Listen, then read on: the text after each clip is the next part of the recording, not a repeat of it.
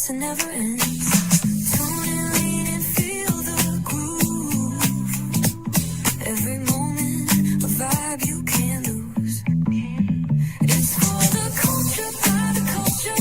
Braylon got the soul to show you. Breaking it down, lifting it higher. Feel the rhythm, spark the fire.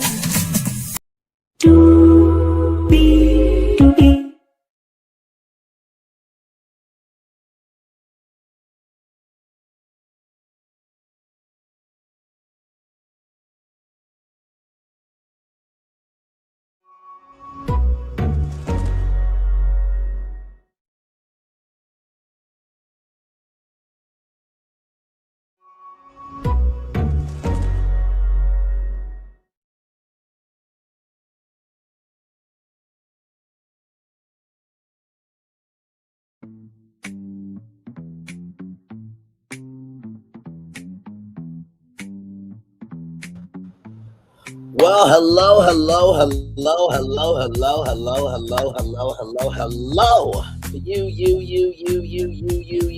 you. Happy Valentine's Day Eve to each and every single one of you. Glad to have all of you here. I did say I was going to give y'all another show. Yes, I did, and we are here for now. Y'all, is a jam-packed tour for you. We got 1, 2, 3, 4, 5, 6, 7, 8, 9 destinations for you all. A jam-packed tour for sure. We're going to kick it off with Cardi B because she said her fans ain't going to be caught by ICE. And Homeland Security, they wanted to utilize her history against her. But last time I checked, I think 2 of your agents lied under oath, and there was a president that allegedly auctioned off young girls, judged their tightness, and forced them to perform fellatio. So can we get on to that, please? If you're going to get anybody, get fucking Nicki Minaj, please and thank you, because she doesn't care about children because she got upset about Megan's Law, and she's married to a PDF file that's around their son, and she also has a PDF brother. But that's neither here nor there. But just if you need something to focus on Nicki Minaj. Then we're going to talk about Stefon Diggs. He went to court to plead not guilty for what happened with the chef.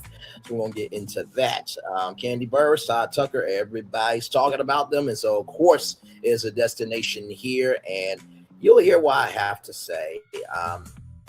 It's giving Drew Sidora, Ralph Pittman vibes, The Basement. Charm LaDonna was the choreographer that choreographed that Bad Bunny Super Bowl halftime show performance. We'll celebrate her this evening. It looks like this Married to Medicine reunion is going to be a very historic one because it looks like Dr. Heavenly has quit Married to Medicine. By the way, shout out to the 21 people here, 9 people here now. Thank you so much. But we will talk about Dr. Heavenly.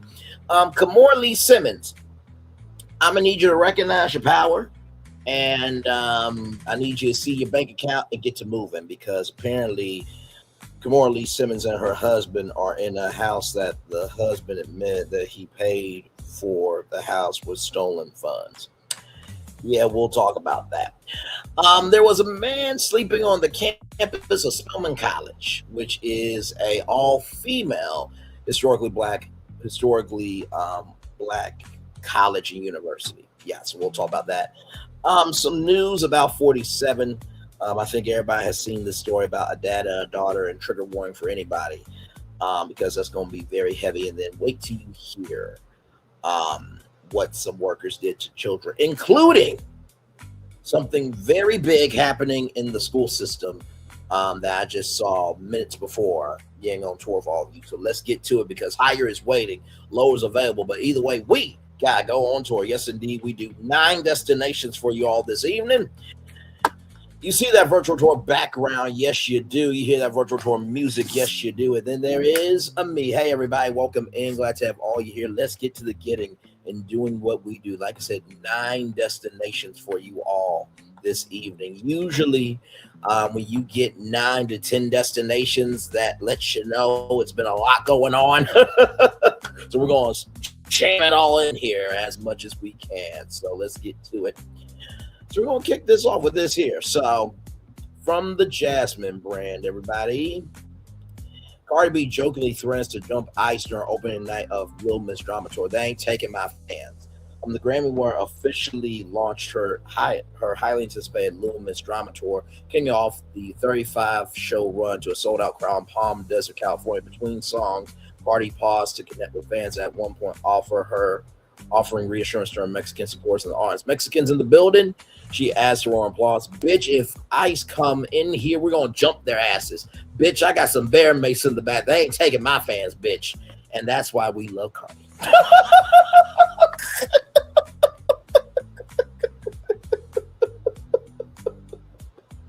So I'm here for it. And honestly, there's a lot of people that feel the same way Cardi does. Okay.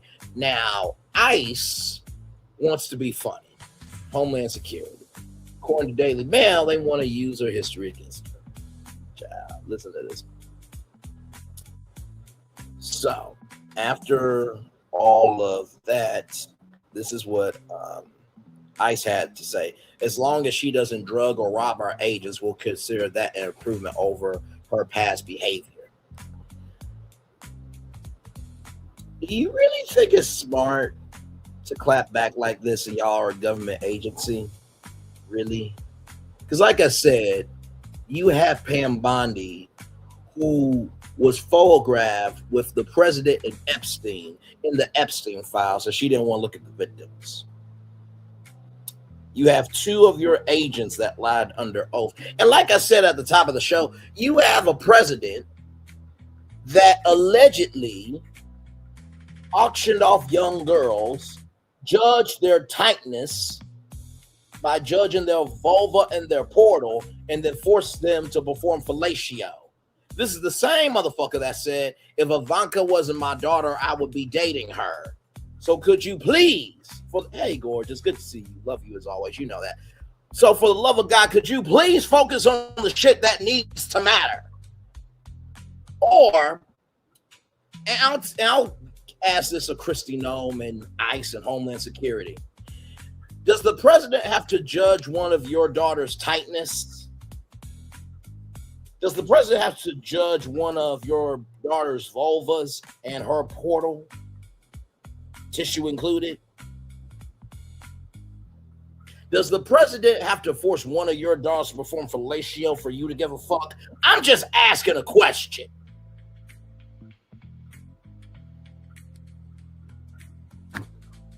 Not to mention, too, you want to talk about drugs and robbing people like you didn't rob life. Sorry, y'all. There we go. Like I said, I'm back. Hi, nice to meet you. I'm Brightland. Glad to have you here. Are we really going to talk about robbing and drugging people? Because we have heard stories of officers partaking in the drugs that they have collected, and people have been busted for that. We also have seen that y'all have robbed life of U.S. citizens. So what we're not going to do is give all the hell to Cardi B, which, by the way, robbing and drugging people ain't cool. Let's get that straight. In the same token, he or she who hasn't sinned cast the first stone. Y'all certainly can't cast it for shit. Okay? All right? Moving on. I can't do it. So, with all that being said, let's get to rollitout.com here. Celebrating 25 years on to the next 25. And y'all, the reason why I'm not reading the whole Daily Mail article, because y'all, it's literally just that tweet. That's the important thing, okay? Believe me. So just know. Actually, you know what? Before we go to Stefon Diggs, I do want to read this because this is from Cardi B. This is about her life in 2019, just to put a fine pin in it. Okay. So I'm seeing on social media that a live that I did. So I'm seeing on social media that a live I did 3 years ago has popped back up. A live where I talked about things I had to do in my past, right or wrong, that I felt I need to do to make a living. I never claimed to be perfect or come from a perfect world with a perfect past. Always speak my truth out and speak my truth and Speak my truth. I always own my shit. I feel like she should say, and I always own my own shit. But anyway, I'm a part of a hip hop culture where you can talk about where you come from, about the wrong things you had to do to get where you are. There are rappers that glorify murder, violence, drugs, and robbing, crimes they feel they had to do to survive. I never glorified the things I brought up in that live I never even put those things in my music because I'm not proud of it. I feel a responsibility not to glorify it. I made the choices that I did at the time because I had very limited options. I was blessed to have been able to rise from that, excuse me. But some women have not, whether or not there were poor choices at the time. I did what I had to do to survive. The men I spoken about in my life were men that I dated, that I was involved with. I was involved with men that were conscious, willing, and aware. I have a past, and that I can't change. We all do. Now, at least Cardi did a whole post, ICE, and to the president and your administration, y'all haven't apologized for shit. The first time y'all ever been honest was about Nicki Minaj and her go card. Like I said, none of us are perfect, but Cardi B has taken responsibility. ICE, 0. Now, let's go to Stefon Diggs, all right? From rollout.com, celebrating 25 years. Yes, indeed. On to the next. Come on. Work with me, not against me, please and thank you. Come on. Really? We're live. Come on, please. Please and thank you. I'm just asking kindly. Okay, there we go. Yeah. Shout out to rollout.com, celebrating 25 years. On 25 years, rather. Yes. On to the next 25, and here we go. Stefon Diggs faces disturbing assault allegations. The Patriots wide receiver entered a not guilty plea Friday at his arraignment on charges he assaulted his personal chef in December of 2025. Just days after stepping off the field following Super Bowl 60, Stefon Diggs found himself in a very different kind of spotlight. The New England Patriots wide receiver appeared at Dedham District Court Friday morning for his arraignment on assault charges, standing before a judge to enter not a guilty plea to allegations that he attacked his personal chef in December 2025. The brief hearing lasted about a minute, 60 seconds, but the accusations hanging over the 32-year-old NFL star carry serious implications that extend far beyond the courtroom. And before I got on tour with you all, just know this. As I was looking on my phone, I'm gonna come on the big screen for this, and this is sad. And thank you, my friend. Thank you. Like the video as you come in, and welcome to the tour. Okay, this is the virtual tour wifey, so we respect her at all times. Okay, all right. she could be CC Lee. CC Lee, that actually rhymes. Look at that. I can't help my name is a nice last name for marriage. Okay, like the video, please. Yes, indeed, and they never will. ICE never will. His administration, the president, and his fucking supporters, pieces of shit, deplorables, wastes like the shit and swallowed by all their mamas. Now, with that being said, I'm coming on the big screen to let you guys know this because we saw Cardi B during the halftime show, right? And we saw that video where Cardi B said, good luck to Stefon Diggs. Child, she left after the halftime show.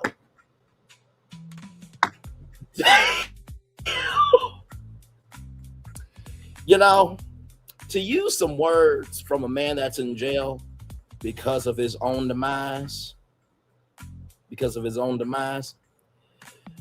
Stefan sitting on the phone, thinking damn to himself, he should have really gave a fuck when he had the chance. Because when a woman's fed up, ain't nothing you can do about it. Oh yeah, back to our destination here. Listen, you saw the thumbnail, you know my voice, and damn it, you know why you're here. Let's keep going. Yes, indeed. So, just to catch up with what happened here, what allegedly happened in December, charges stem from an incident that allegedly occurred on December 2nd, 2025 at Diggs' residence. His personal chef accused him of slapping her across the face and attempting to choke her during a dispute over money she believed he owed her for her services. And also, too, apparently there was supposed to be in a business investment with that as well. If you missed it, me and just Jonda talked about for a good long while. For sure. Shout out to Just Jonda, by the way. According to her account of events, the confrontation began after a text message exchange about payment escalated into something far more serious. The woman told authorities that Diggs entered her unlocked bedroom following their text conversation about the disputed wages. Once inside, she claims the situation turned violent. Diggs allegedly became angry and slapped her across the face before attempting to choke her using the crook. This is the crook here, right here. This is the crook, right here. The crook of his elbow around her neck, so like this, in what she described as a threatening manner. The physical nature of the alleged assault, particularly the choking allegation, elevates the severity of the accusations beyond a simple argument about money.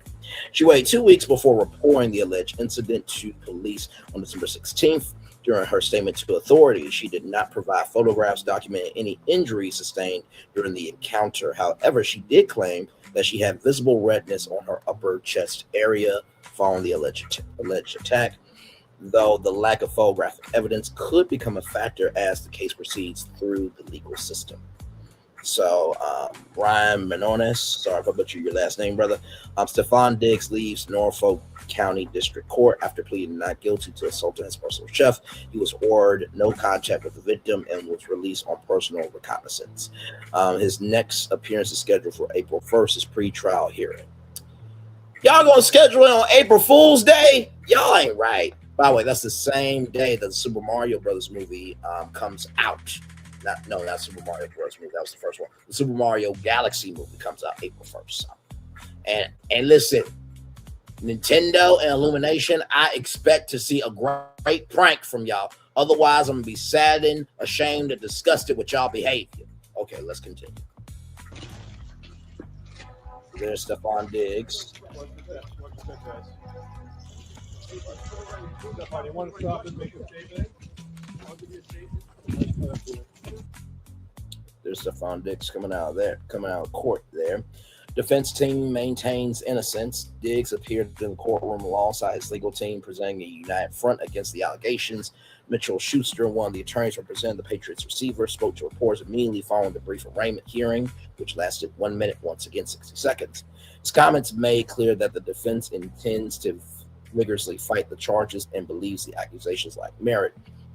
Schuster told the assembled media that the allegations are categorically false and expressed strong confidence in his client's eventual vindication. The attorney stated that once the facts and evidence are thoroughly reviewed during the legal proceedings, Diggs will be completely exonerated of any wrongdoing. The definitive nature of this statement suggests the defense team believes they have compelling evidence or testimony that will contradict the accuser's version of events. The legal strategy appears focused on challenging both the credibility of the allegations and the evidence supporting them. The absence of photographic documentation of injuries combined with the 2-week delay between the alleged incident and the police report may provide openings for the defense to raise questions about what actually occurred on December 2nd. Legal restrictions and next steps. The judge presiding over Friday's arraignment imposed specific conditions on Diggs as the case moves forward. Most significantly, he has been ordered to have no contact whatsoever with the alleged victim. This no contact order is standard procedure in domestic violence or DV and assault cases, designed to protect alleged victims from potential intimidation or further incidents while legal proceedings are ongoing. The next significant date on the legal calendar comes on April 1st, when Diggs is scheduled to appear for his pretrial hearing. During this hearing, both sides will have opportunities to present arguments, potentially file motions, and begin the process of determining whether the case will proceed to trial or reach some other resolution. Could be mediation, payoff, and then you go forth, prosper, and try to find people to add to your life and not subtract it. Divide and, get gone of what doesn't matter, multiply what needs to matter. See how I just used math?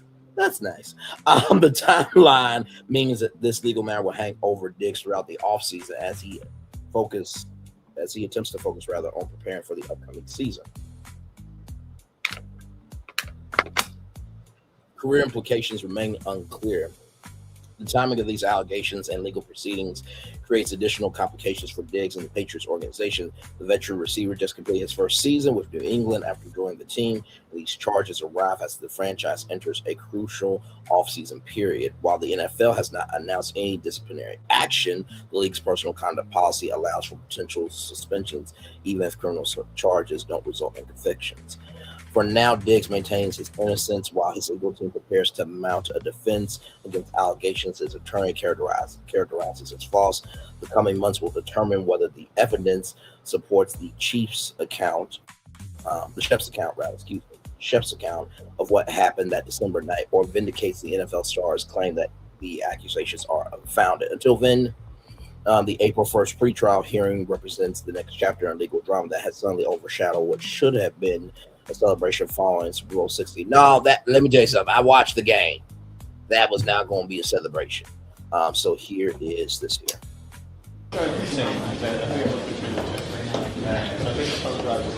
Let me get over here. About 7 minutes.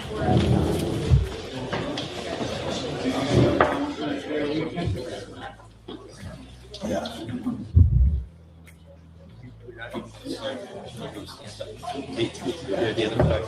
Yeah. You get that. Yeah.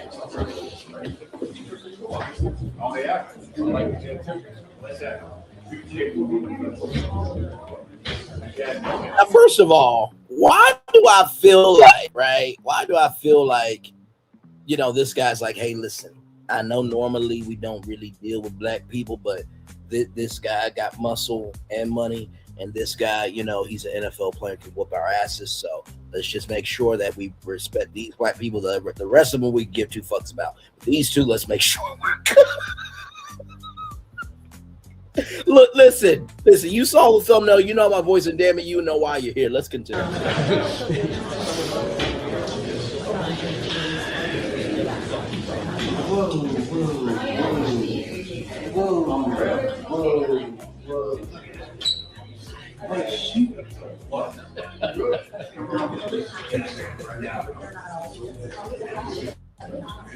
It's not. Yeah.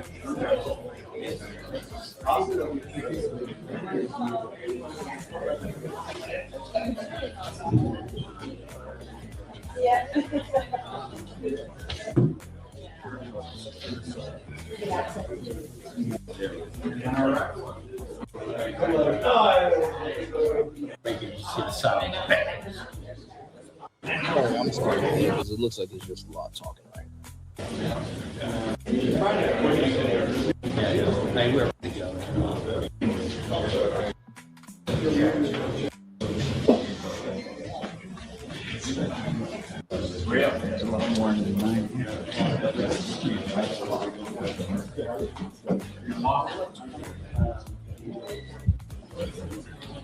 All persons having any There we go.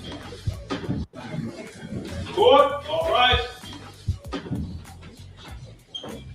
Hear ye, hear ye, hear ye. All persons having anything to do with the honorable.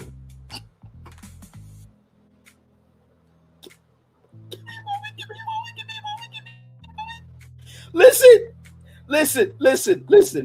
It is a meme that I need to play right now.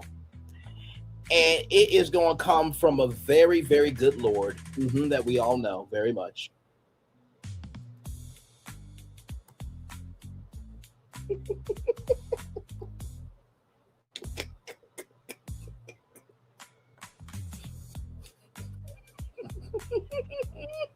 And y'all believe me, I am not making fun of the situation. Like, for real. It's not funny what happened to this woman. DV's not cool. Y'all know I don't support. I am laughing at the hear ye, hear ye, hear ye. And because that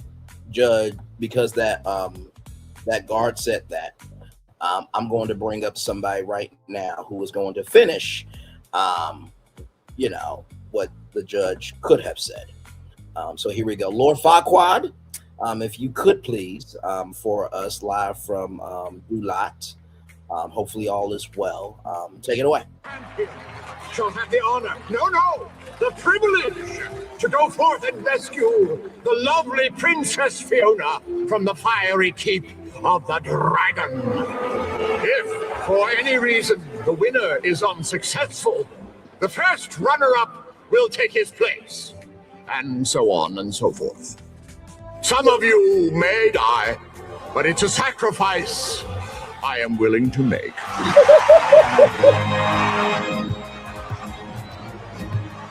Let the tournament begin! Oh my God.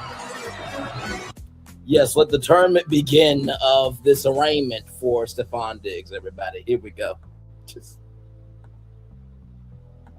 Jean Marie Carroll, First Justice of the District Court, now sitting at dinner. Within and for the Commonwealth, draw near, give your attendance, and you shall be heard. God save the Commonwealth of Massachusetts. This honorable court is now in session. You may be seated. Please remain quiet in the court. Thank you.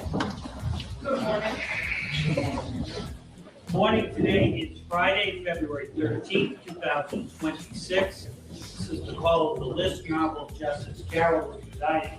From the first matter is the matter of the Commonwealth versus Stefon Diggs. Good morning, Justice the Commonwealth. Good morning, Your Honor. Waiving the reading, sir. Yes. Not guilty to the lender. Fellow supposed to stay away from contact from the victim, including third party contact. No. And next date, sir. We're gonna be first.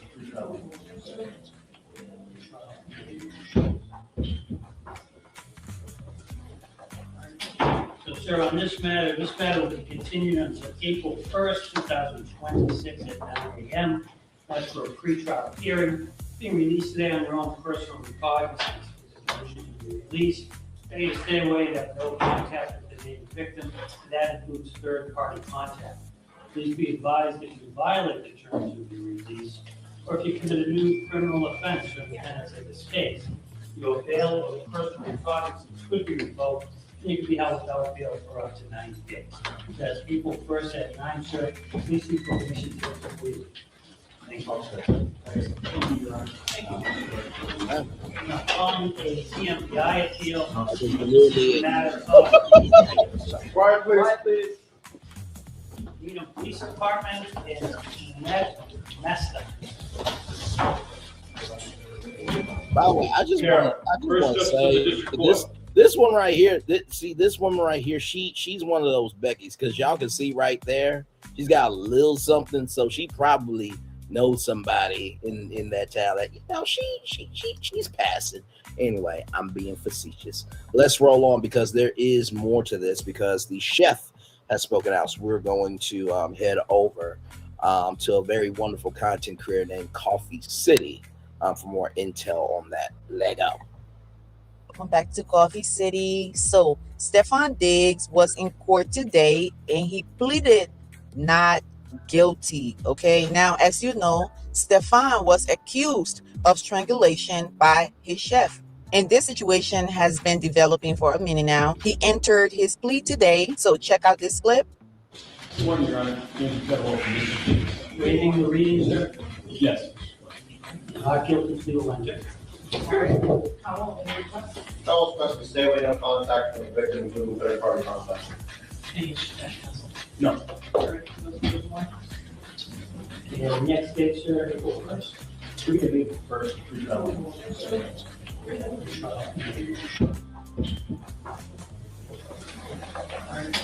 So, sir, on this matter will be continued until April 1st, 2026 at 9 a.m. That's for a pretrial hearing. Being released today on their own personal recognizance. Motion to be released. They stay away and have no contact with the named victim, and that includes third-party contact. Please be advised if you violate the terms of your release, or if you commit a new criminal offense for the tenets of this case, your bail or personal recognizance could be revoked, and you can be held without bail for up to 90 days. That's April 1st at 9, sir. Please seek permission to complete. Thank you, sir. Thank you, Your Honor. Now, on a CMPI appeal, this is a matter of So Stefon pled not guilty. Okay. So By the way, this is the chef. I'm gonna be real with y'all. If that was my chef, food would not be the only thing I would be eating. Okay? And the oven would not be the only thing that would be hot. Let's roll on. She is stunning. Let's roll on. So we'll just have to wait to see what happens. Now, the chef who allegedly accused Stefan of assault came out with a public statement, okay? Let's get into what she had to say. She says, I am speaking now to address false information that has been shared publicly. I am a professional chef with over 10 years of experience working with public figures and in the sports industry. My reputation and integrity matter deeply to me. Claims that I engaged in settlement discussions are not true. I have never sought money nor engaged in settlement discussions to settle this matter. Settlements suggesting otherwise are harmful and untrue. As a survivor of domestic violence, I take these matters extremely serious and would never make false claims for personal gain or to damage someone's reputation. I did not seek public attention and reported this matter through the proper legal channels. This is an active criminal matter, and I will continue to respect the legal process. I will not engage in rumors, personal attacks, or respond to misinformation on social media, and I asked others to refrain from spreading false narratives.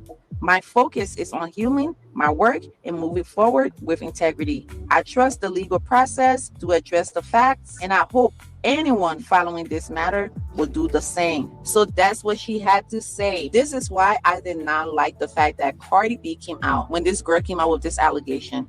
Cardi B came out and said, she's lying, she's lying. I told you guys from the beginning, that was such a stupid move for Cardi B to make because she was not there when Stefon Diggs was with this girl, okay?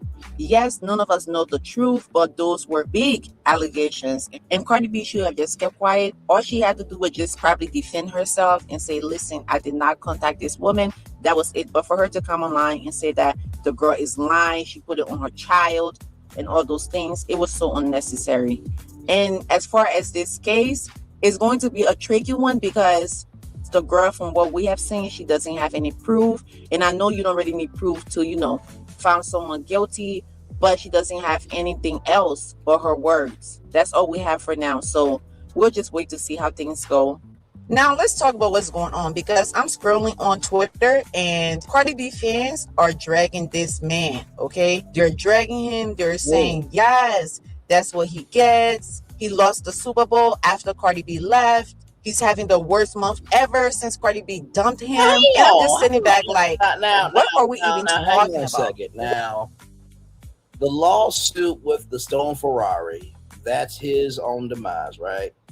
The other person, okay, so sorry, the Ferrari, yes. The chef, that was his own demise. And y'all, we all watched that damn game. It was mostly field goals for the beginning of it. Child. Yeah, they were going to lose that Super Bowl. Okay, so Cardi had no impact or decision-making power on that game. Okay, so let's cut the shit. Okay, let's just stop this shit. All right? Let's continue. What are we talking about?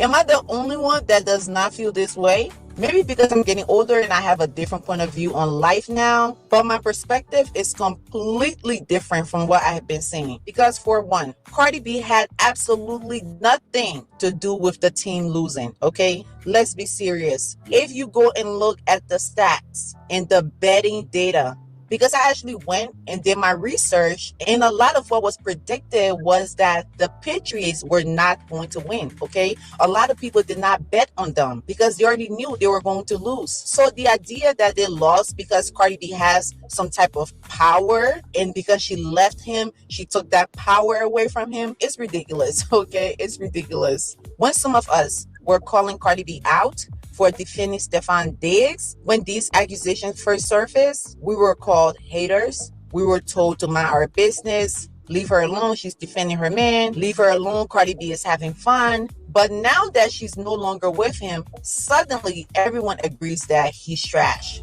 Now everyone is saying, oh, he's trash, he's using her, he's this, he's that. And let's be real quick, okay?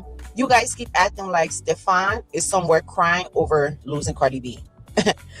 Stop acting like this man is somewhere crying over losing Cardi B. This man who allegedly has 6 kids in 1 year, do you really think he's sitting around devastated?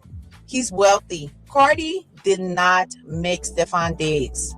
And they weren't even together for like a year, I believe. So why are people acting like Cardi leaving him is the downfall of his entire existence? It's not. Let's be for real. The only thing that's going to bring this man down is if he lose that case, okay, with the chef. If it comes out that he did allegedly strangle that girl, then yes, he will be done. Yes, Cardi B gave him clout, but he also got a lot of negative clout when he started dating Cardi B. They both got clout from this situation. Yep. If anything, this whole situation makes Cardi B look bad because she really fall for a guy like Stefan. And this is where I say, as women, we have to stop being delusional sometimes. Men like that do not change because one woman leaves. He'll keep moving on. He'll keep doing exactly what he has been doing. They both got the clout out of this relationship that they wanted. They both got the headlines. They got the attention. But let's not act like this man is sitting somewhere devastated because Cardi B left. Don't forget, he was the one that made Cardi B to leave him because he kept publicly embarrassing her by bringing his baby mamas, okay, to functions that Cardi B did not want him to bring them to. He's the one that publicly was not going in to support her the way she was supporting him. So it was because of him that they broke up. So if this man really wanted to make the relationship work, all he had to do was act right because Cardi B was head over heels for him. And I'm pretty sure if he goes back to her and apologize or do whatever, they will be back together. So hold your favorite accountable. Hold her accountable because Cardi B rushed into having a baby with this man. She defended him multiple times. When people question his character, these are grown, rich adults. They knew exactly what they were doing. So I'm not going to sit around feeling bad for these millionaires who decided to get into a relationship, have a child, the meaning they got together. But anyway, we'll just wait to see what happens. But I just wanted to say that because I keep seeing this pop up on my timeline and I'm like, why are people acting like this is the end of the world for this guy? Why are Cardi B fans acting like this doesn't make her look bad? Cardi B looks bad in this situation, if we're being real. She looks bad in this situation. But let me know your thoughts. Please hit the like button, and I will see you guys in my next video. Thank you, Coffee Stick, so much. And you know what? That's why I agree with this thing is that these are two grown people. They both were wealthy before they met each other. They're gonna be wealthy after they leave each other. And we'll see what the end is going to be. I think that, people have the right to fall in love with who they, fall in love with, but also too, you can't be upset when everybody else has been calling out the signs. So there is that. So, all right, y'all, we do have more Brain Lee's Virtual Tour Live coming up right from this space right here and right now because we got to talk about Kandi Burruss. Yes, indeed, Kandi Burruss, Todd Tucker. From blacknews.com, here we go, everybody. Kandi Burruss says her ex-husband lives in her guest house but refuses to pay rent.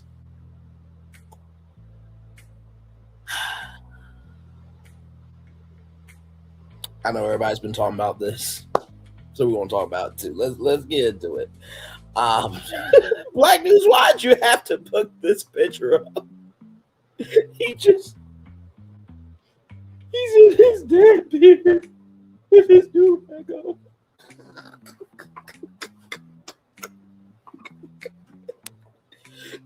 Why does this look like a FaceTime call?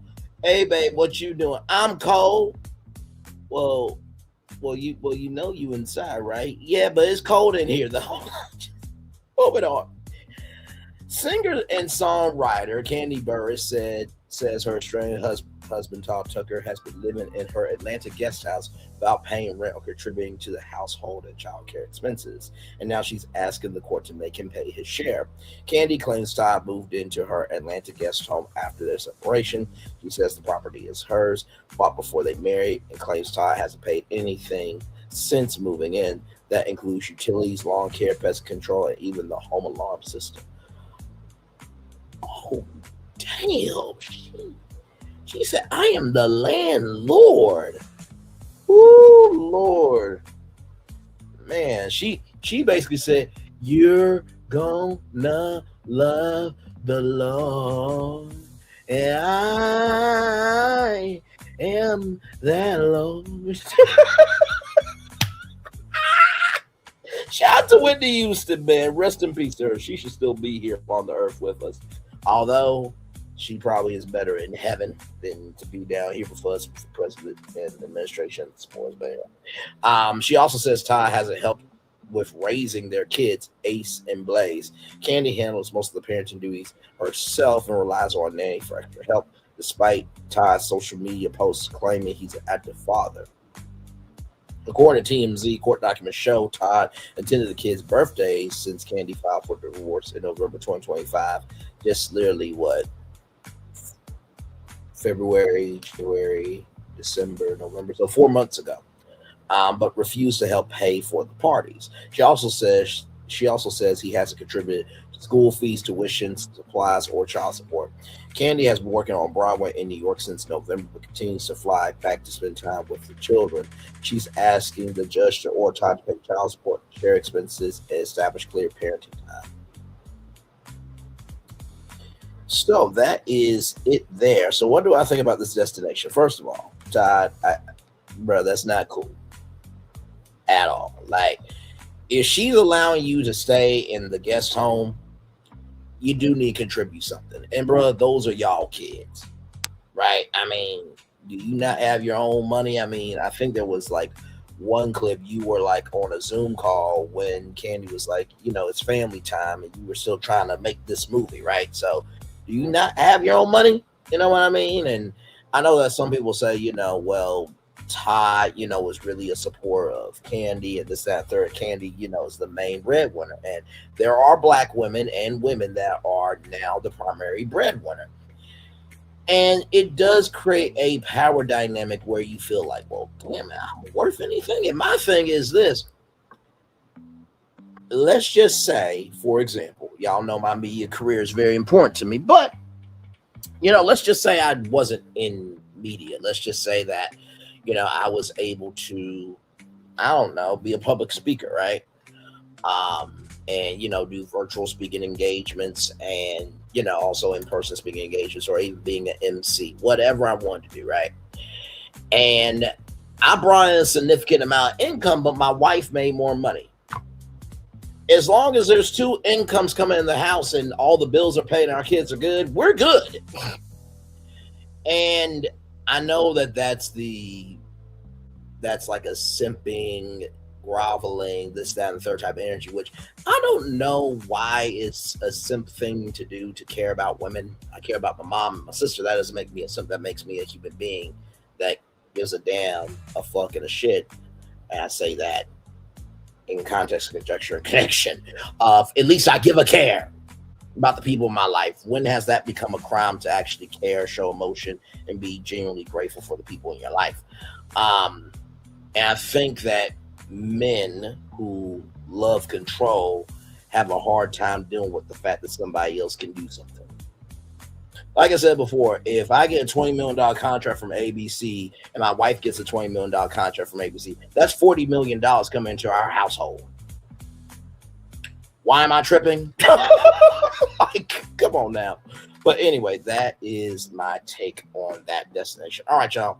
More Brainley's Virtual Tour Live coming up right from this space right here and right now. Blacknews.com. Once again, everybody, meet Charm LaDonna, the black choreographer behind Bad Bunny's Super Bowl performance. So this sister right here shut it all down. So shout out to her. Even Bad Bunny recognizes it takes a woman to pull off something that amazing. Because, you know, I'll say this. With women, they can be creative with color, this, that, and third. With us, it's like, okay, what's the dimensions of the space? What can fit, what can't fit, how much money we got? We're more of the details, and the women are the creativity. Men are from Mars, women are from Venus, right? You know the book. So let's get to it. Charm LaDonna is the Emmy-nominated choreographer. Hopefully she'll win an Emmy for that halftime show, okay? because it has been an Emmy-winning halftime show before. Behind some of the most memorable Super Bowl halftime shows, including Bad Bunny and Kendrick Lamar, she combines years of dance training and life experience to create performances that captivate audiences worldwide. Growing up in Compton, California, LaDonna discovered dance at just 3 years old, performing her first solo in kindergarten.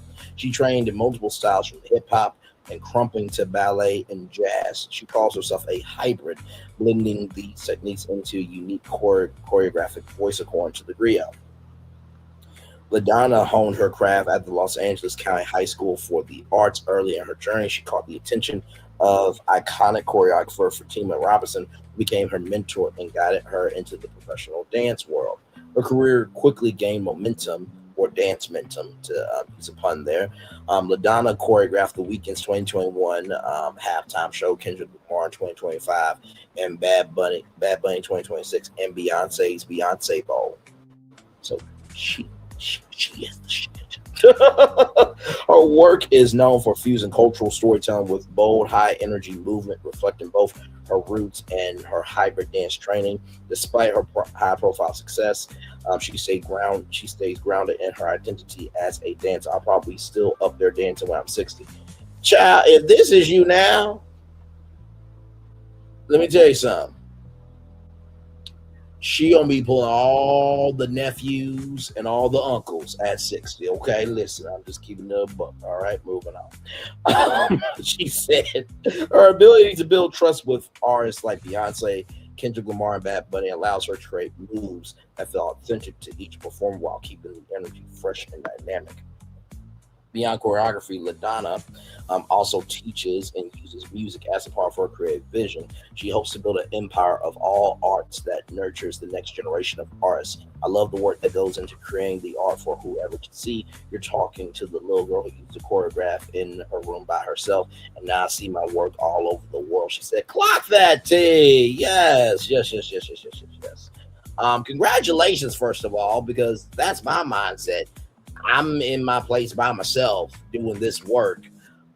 It's being seen all around the world on YouTube, but eventually it's going to be seen by everybody in due time.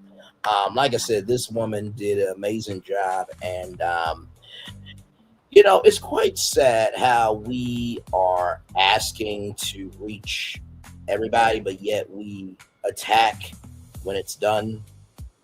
We ask for progress, but yet we attack how it forms, So.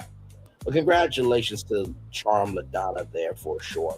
All right, y'all. More Bring This Virtual Tour live coming up right from the space right here, right now. Now, y'all, Married to Medicine, y'all know we've been reviewing it for a while here. And Keisha, shout out to her, great content creator. She got some tea that Dr. Heavenly has been fired. Let's watch.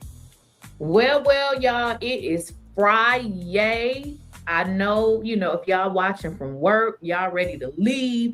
I know some of y'all probably work a half day. Some of y'all work from home. Happy Friday, okay? The turn up is real. Although I ain't turning up to shit. But anyways, let's get into this video.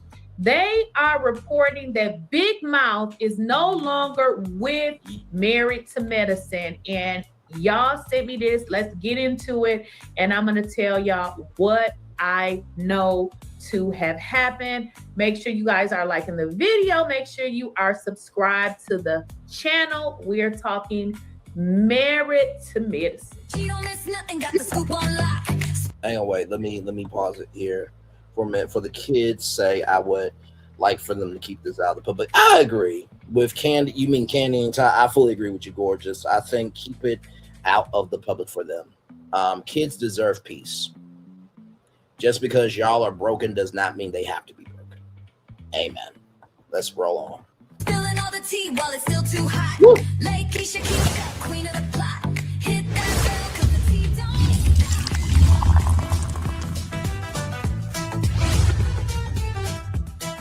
Please, I gotta have the next time for any gossip now. Eh? Yes. She don't miss nothing, got the scoop on lock. Spilling all the tea while it's still too hot. Like Keisha. See, when you have your own anthem and you know it's a hit like our anthem is, you can let it linger for a little bit, Queen of the plot. Hit that bell 'cause the tea don't stop.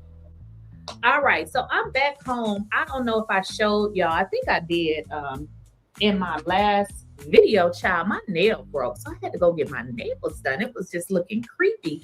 I hate when you got a broken nail and then it be like in the middle right there, and it's like, it's not like it's on the end where you can hide it. You got like a broken nail like right in the middle of your finger. So I was able to get that fixed. My girl, Mai, hooked me up.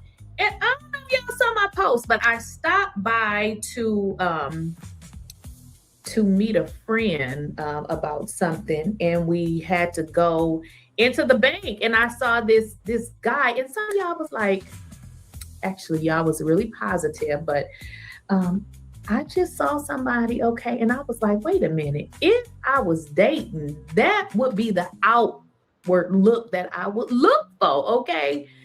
That's all, that's it. I don't know that man. I had just saw him and was like, okay, now he would definitely be the one right there. Y'all, I like nerves. I like clean cut. You know, that's my type. You know, I am a nerd. Lakeisha Keisha, nice to meet you. I'm Braylon. Rolling on. I know y'all think that I'm in my 30s, child. I am 5'0", okay? So I like men Black that is not don't cracking, look like okay? they old. If y'all were to meet my father is deceased now. One thing dude irritated me about. So I'm gonna skip just ahead just a little bit. Listen. I'm a big believer in if you like what you like, go for it. Okay, CC is gorgeous, Lakeisha Keisha's gorgeous. And I don't just say who I believe is gorgeous based on how they look, but to me, it's how you carry yourself. You know what I mean? So curves could be amazing, but that soul could be stank. Okay? We all know people that they're so stank mentally. Okay? All right, moving on. Let's get into it. Want to talk about Dr. Heavenly and the possibility of her not returning back to Married to Medicine. And I'm going to tell y'all what I heard before I get into it. And I don't know if you guys were following me when I told you, and I had showed you a piece of paper that I received from the production that works with Married to Medicine. They had sent me a document. I believe that's truly original. Hang on, give me one moment.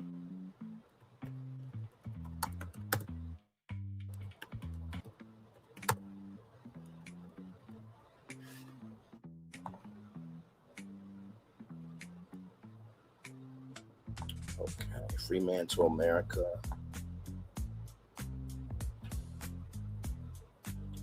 Okay, Purveyors of Pop. Okay, so Purveyors of Pop is an independent company. Okay. I thought it was Truly Original, but Truly Original produces the Housewives shows. Okay, but either way, Purveyors of Pop, Fremantle, North America. Okay, so there it is. All right, moving on. That they wanted me to sign because they needed to or wanted to use my video, okay? So in order for them to use my video, I have to give them proof. Now, the video that they wanted to use was the video in which I said Dr. Heavenly's son had been in jail. He had been arrested. Of course, she said her son hadn't been arrested. But at any rate, they reached out to me because they can't use my video without my permission. I've said, okay, if y'all want to use it, you can use it. But what I've learned is Dr. Heavenly is a huge disappointment even this season. She was downgraded to a friend, but even in a friend role, she did not deliver anything. As y'all can see, she really didn't talk about nothing. It is the same old nonsense with her back to back to back. And also, as I started to talk about me signing the form to, let them use my video, I was told that she had an issue even with that. So the lady is just not bringing what she's supposed to bring. She does bring drama, but at some point, the drama needs to make sense. She brings unnecessary drama that does not make sense. On top of that, she takes accountability for absolutely nothing. Now, with that, and what you guys have, asked me to look at is this post right here. Now, what this post pretty much states is This is what she's saying. Yes, I did reality TV and I was golden at it, but this is personal. I'm a professional. Well, we never thought you were a professional by the way you conduct and act.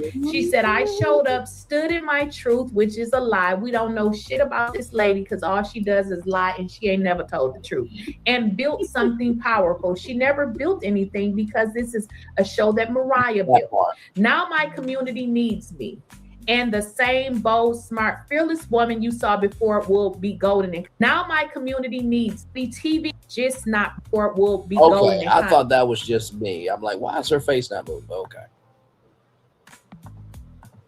Thought you were a professional by the way you conduct and act. She said, I showed up, stood in my truth, which is a lie. We don't know shit about this lady because all she does is lie and she ain't never told the truth. And built something powerful. She never built anything because this is a show that Mariah built. Now my community needs me. And the same bold, smart, fearless woman you saw before will be golden in Congress. So she knows that she's on the chopping block pretty much.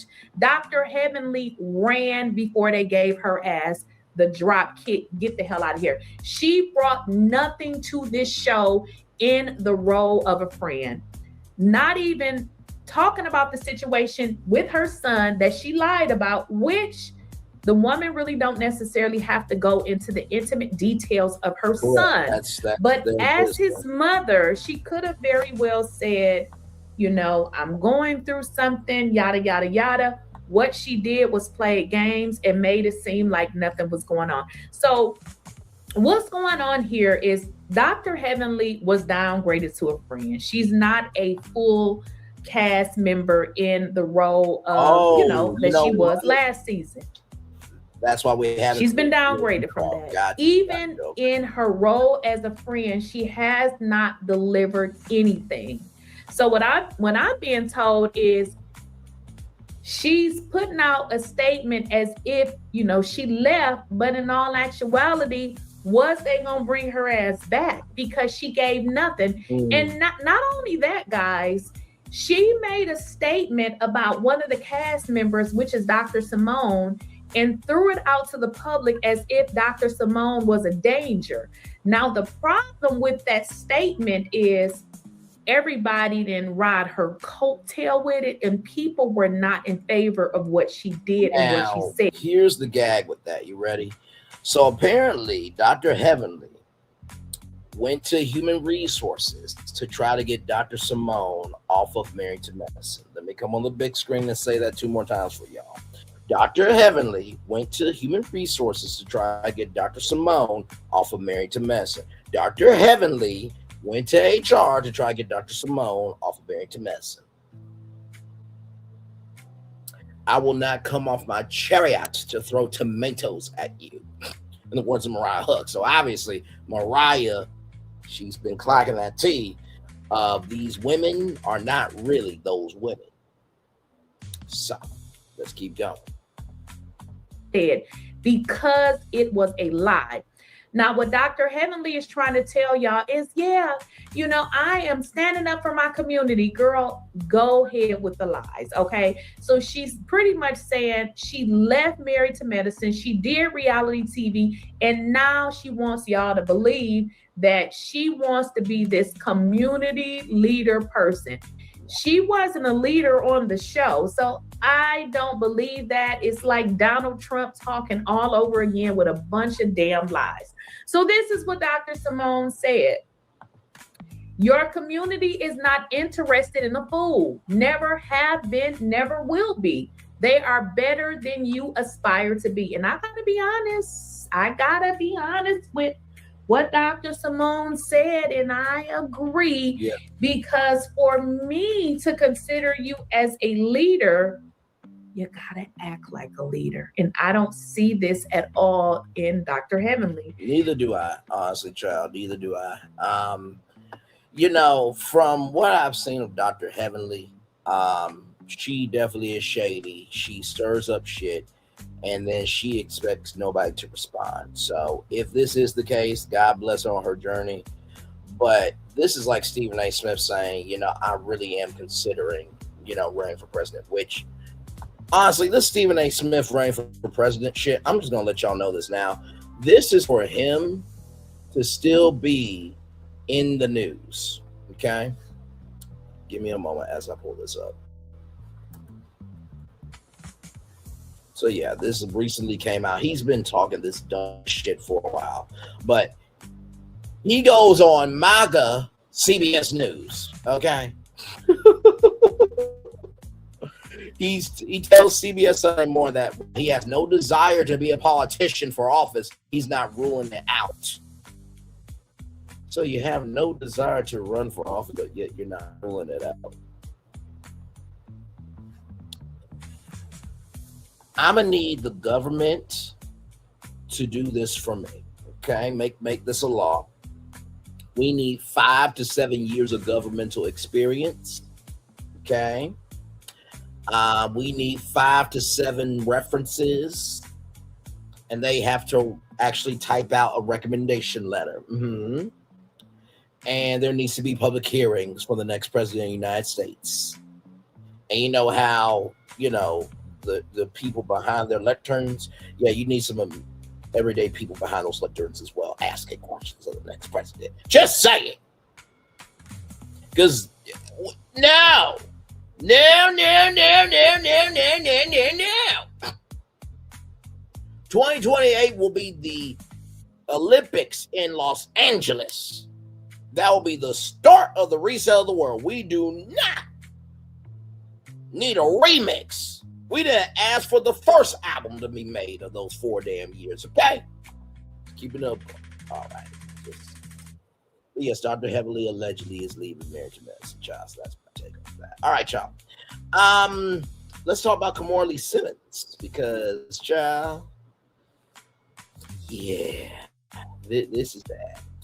So, according to the Jasmine brand, Kimora Lee Simmons vows to keep $25 million Beverly Hills mansion after ex-Tim Lesser admits it was bought with stolen funds. So, I said the top of the show was her husband, but apparently it's her ex. Either way, they have a connection. But yes, according to the New York Post, the dispute centers around the $25 million mansion at 25 Beverly Park Circle, purchased in 2017 by her estranged husband, former Goldman Sachs executive Tim Lesser. In sworn testimony during a 2022 federal trial, Lesser admitted, "I bought the property with $25 million that had been stolen from the Malaysian people, representing funds misappropriated from One Malaysia Development Berhad, 1MDB. Lesser pled guilty in 2018, was sentenced in May of 2025 to 2 years in federal prison, while authorities have recovered over $1.4 billion linked to the fraud. The mansion was not seized. Court filings showed the home was later sold through Lesser's holding company, with Simmons alleged the transfer occurred without her authorization. She claims the signature was obtained through misrepresentation and abuse of trust. Notably, there are no allegations that Simmons had knowledge of or involvement in the fraud. Now, I will say this, right? Kimora Lee Simmons, I don't think she's a fraud at all, okay? I think Kimora Lee Simmons is more black than Nicki Minaj, okay? And there are some Blasians out there that, my Lord Jesus, Jeannie Mai is a fine woman, okay? Just keep it to a buck. But since he admitted that these were stolen funds, you gotta get out of there. It's a stolen home. Like, I get where Kimora's kind of coming from, because it's like, I had nothing to do with this. This is my home. Title transferred over to me, but I didn't buy with, the funds. But it is what it is. So Russell was right, because Russell Simmons was saying that she utilizes funds from, not government accounts, but from business accounts to pay for personal purchases and all that stuff. So all the ladies are looking at her like, okay, yes. So, child, what does Kimora do for a living?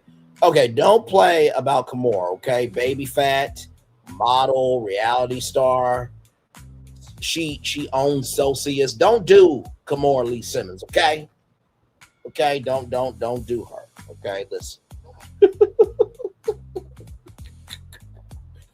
my Lord Jesus. So, so there is that there. All right, y'all.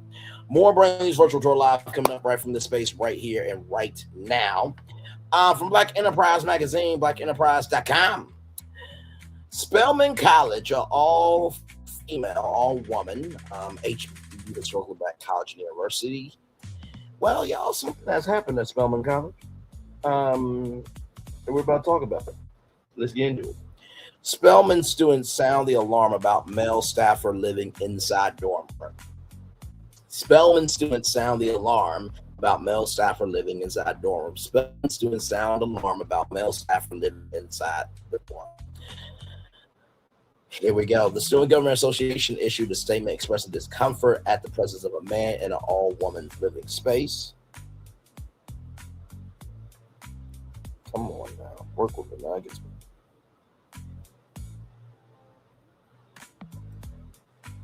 Okay, there we go.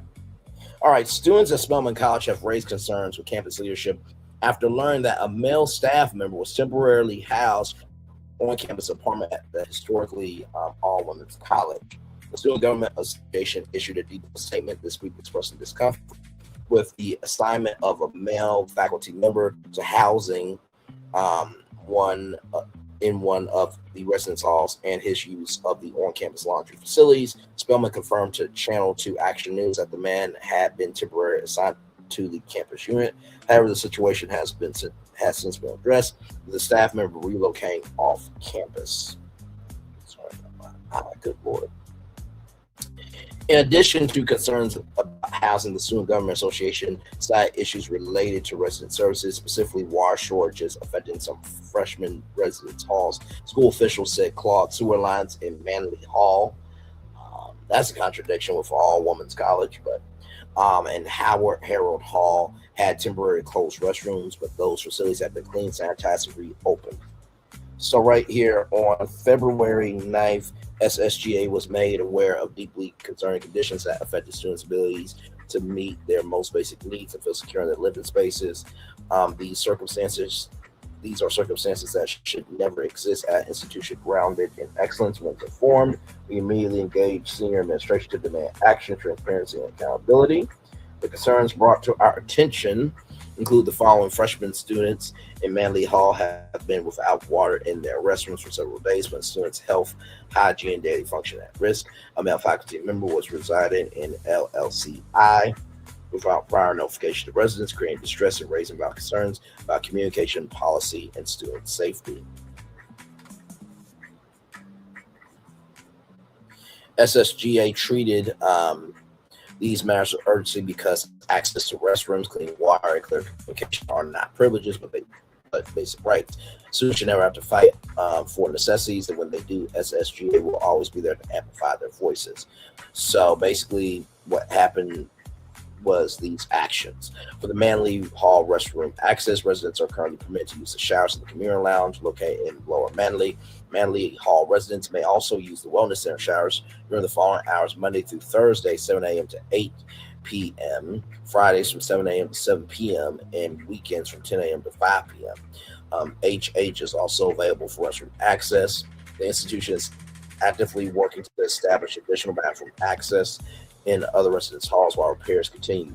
Regarding the LLCI residential concern, the male faculty members no longer residing in LLCI. Moving forward, the institution has committed that Residential Life will notify residents in advance of all visiting faculty members in residence halls, including the location and the duration of their stay. While these steps matter, SGA understands that temporary solutions do not replace the responsibility to prevent situations like this from happening. In the first place, we will continue to show up, monitor progress, and advocate until student needs are met. To our Spelman community, your voices matter. Speaking up is not disruption, it is leadership and care. It is love for this institution and for one another. SGA exists to make sure that when students raise concerns, they are met with action and urgency. SSGA remains committed to transparency, accountability, and collective advocacy. We will continue to stand with, speak for, and work alongside you, because Spelman students deserve nothing less than environments that allow them to thrive. In solidarity and sisterhood, Spelman Student Government Association, the Illuminate 48th Administration, Cora Ann White, Anna White, rather SGA President, Ryan Bates, SGA Vice President, and Alisa Poe, SGA Secretary of Student Affairs. Students told WSB-TV that the combination of housing and facilities problems has contributed to a sense of frustration with campus conditions. One student said some issues feel unique to historically black colleges and universities, and that there's pressure to accept challenges that might not be experienced at other institutions, according to the report. The housing concerns at Spelman come as other HBCUs have also faced scrutiny over residence hall conditions at Howard University, which we have reported about Howard University and what was going on there. And trigger warning for everybody. Hopefully you had dinner and everything in between, because it's about to get very nasty very quickly. Students have previously protested dormitory infrastructure problems, including water damage, mold, and maintenance delays. Like Enterprise report, Howard students staged demonstrations in recent years over living conditions and campus housing, citing flooding, pest concerns, and repair backlogs. University officials acknowledged the complaints at the time. Additionally, the institution's leadership outlined plans for facility upgrades and capital improvements. The situation drew national attention and renewed discussion about infrastructure challenges facing some HBCUs and the cost of modernizing aging residence halls. So, first of all, I will say this. When I went to Arkansas Tech University in Russellville, Arkansas, I had the option of staying at a Days Inn hotel, right? And that was an option for many students. Usually, if that were to happen, you would actually stay, you would stay at a hotel, right? So I hoped that for the Howard University situation that they got to stay in hotels. There would be a partnership with Hilton or Hilton or IHG or Marriott to be able to make that happen. This also goes to show why investing in HBCUs matter. And I think that a male staying there, do y'all not have the money or a partnership where he could have stayed in an Atlanta hotel, because that's an all-women's college, and in this day and age, nothing happened, okay, but still there are crazy men out here, and also too there are women that it's an all-women's college, so when a man's on campus, they don't mind getting some, you know what I mean? But also too, we don't know if that person was a professor. We don't know if they were a janitor. We don't know their position, right? So, but I will say this as well. When I was at Kent State University, if there were dorms that were filled up, they would turn the lounge into a dorm, just so that way they could handle the overflow. So there is that there. All right, y'all. This story, trigger warning, everybody, just trigger warning. Life is way too short. Should never come to this. Very, very sad destination I'm about to bring to you now from blacknews.com. Oh my God, you see it there. White woman killed by her dad after heated family argument about 47. White woman killed by her dad after heated family argument about 47. White woman killed by her dad after heated family argument about 47. Let's get into it. Very sad. Very, very sad. Lucy Harrison, who is from Cheshire in England, traveled to Texas to visit her father, but was pawed and killed during a heated family argument about 47. The 23-year-old died at her father's home in Prosper near Dallas on January 10th, 2025. Harrison, who worked as a buyer for Boo, had been staying with her father, Chris Harrison, and her boyfriend, Sam Littler. The visit ended in tragedy when her father pawed her with a 9mm Glock kept in his bedroom, according to RollingOut.com. The inquest in England revealed tensions that built up earlier that day. Lucy and her father argued about then President-elect 47. The discussion became more upset when Lucy asked how would he feel if she was a victim of SA. He replied coldly, saying he had 2 other daughters.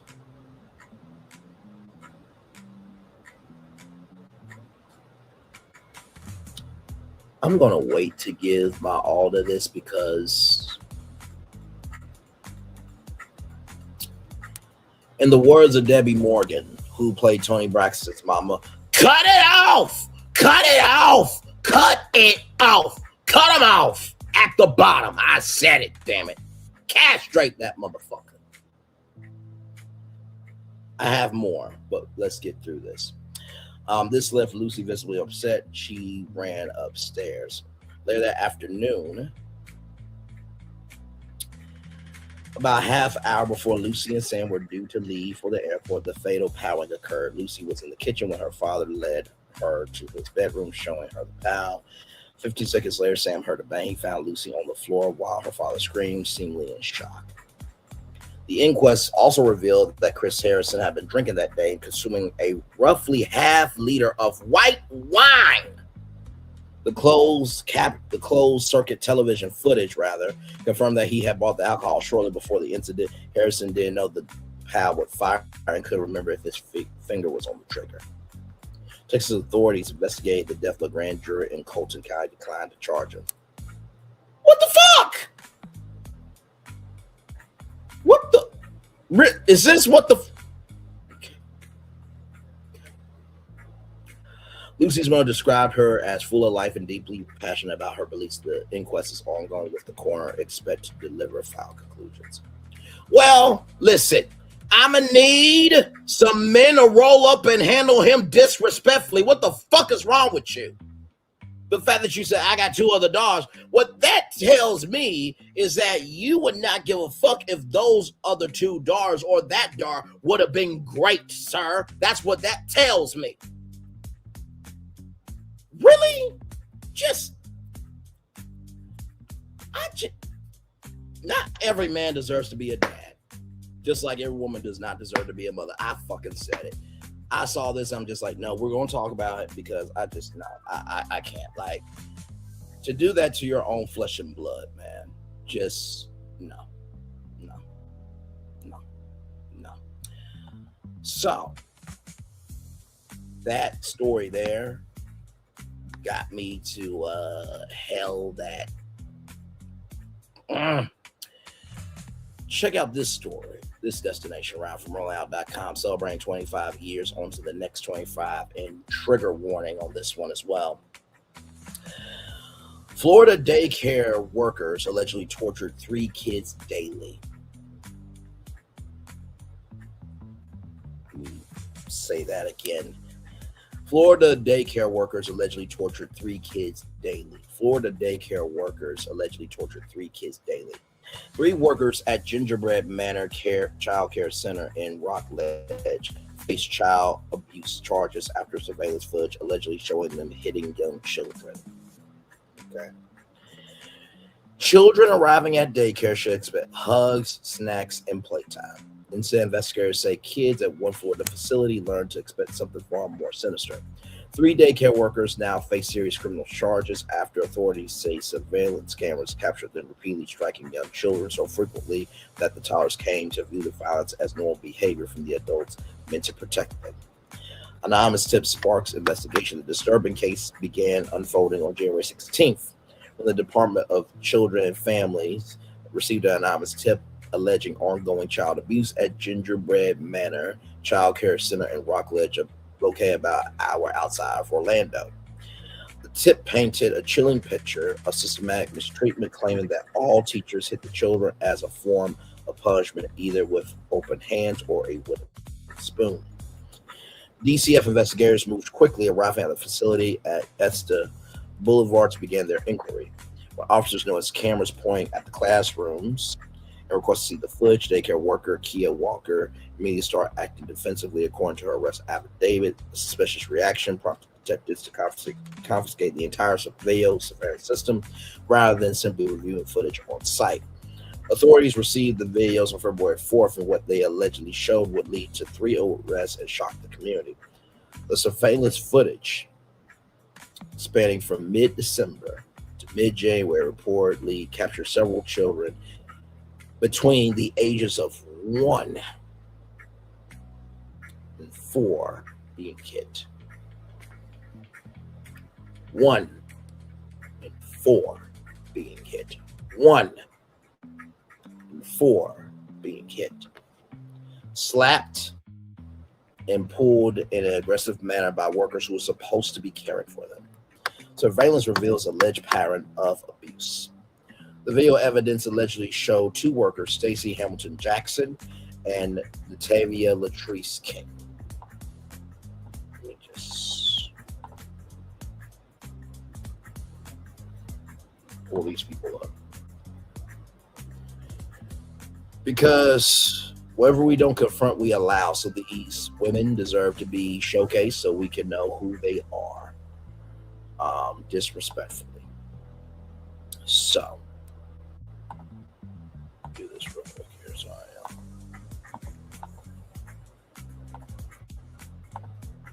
So, here it is. Here are the women here. So this is, I'm guessing going down the line. This is Kia Walker, Natavia King, and Stacey Hamilton. So these are the women here. Right here. So, child,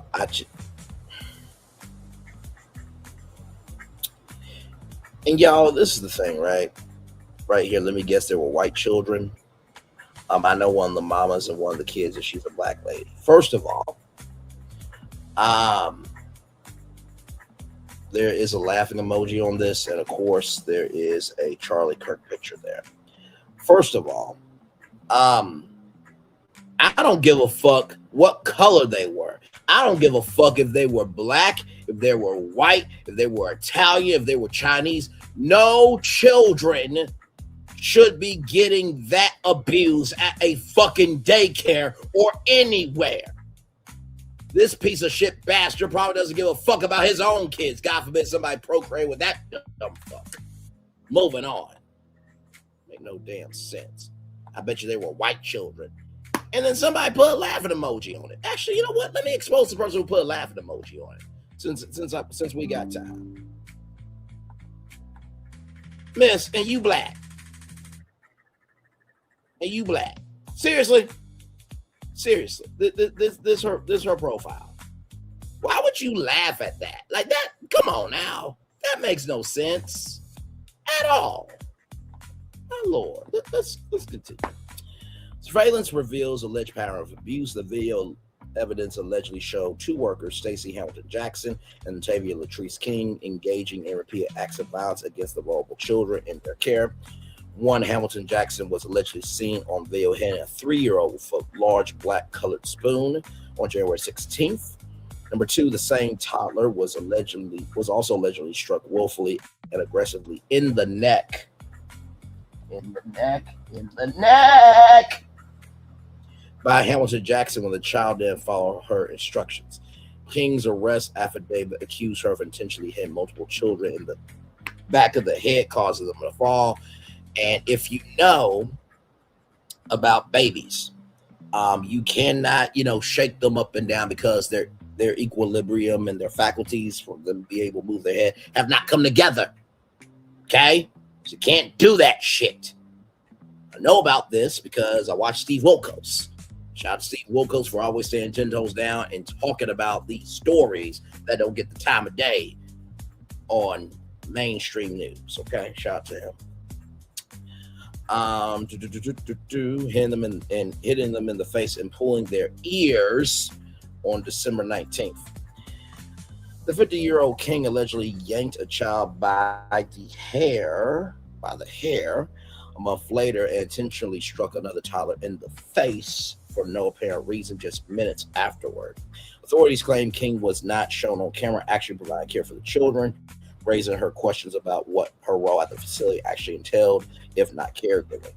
Walker faces accusations of poking a child with her finger in the forehead, though her alleged actions appear less severe than those attributed to her co-workers. However, all 3 women now face serious legal consequences for their alleged treatment of children entrusted to their care. And when you are in charge of a business, everything is on your head. So because this happened, this daycare could also lose their license as well. Let's continue.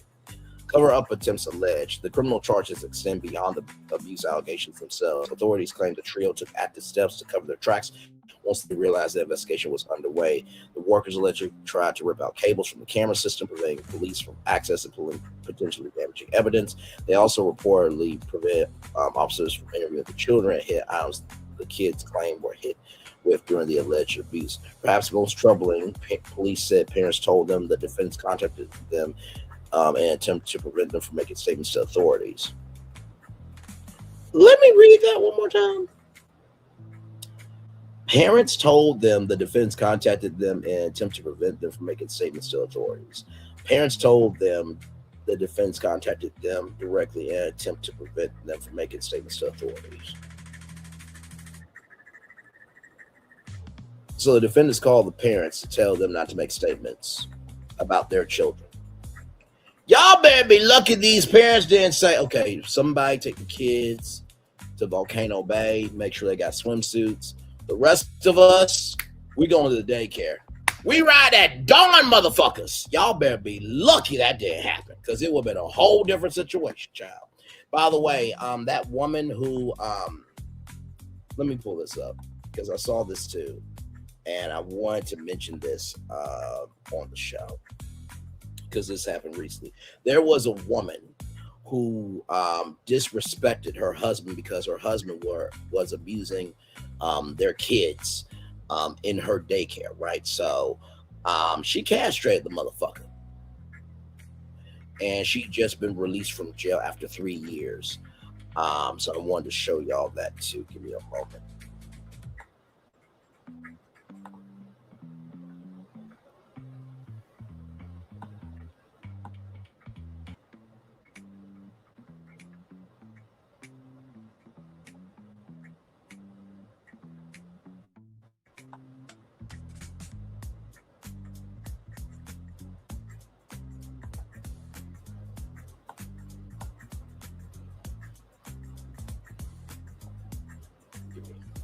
Here.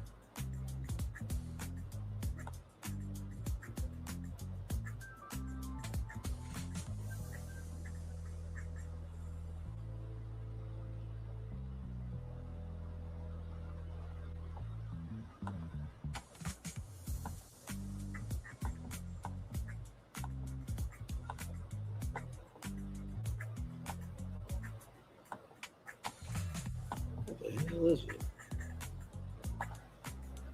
Black Page. I think that's Black Page News.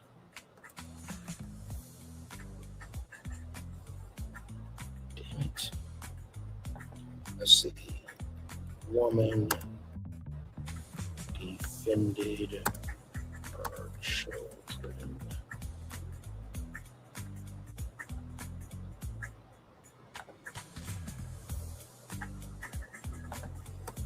Black woman. Give me a moment, y'all. I cannot remember her name for the life of me.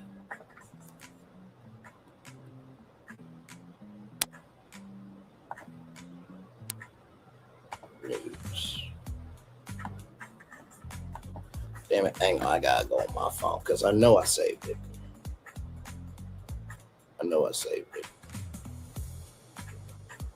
Okay, let's go here.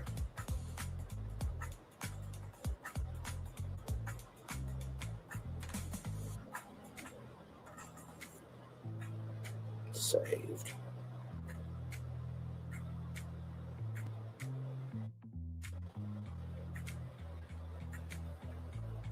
Because I know I saved it. Give me a moment, y'all. I am so sorry. I wanted to bring this up because it was very important that you guys know about it.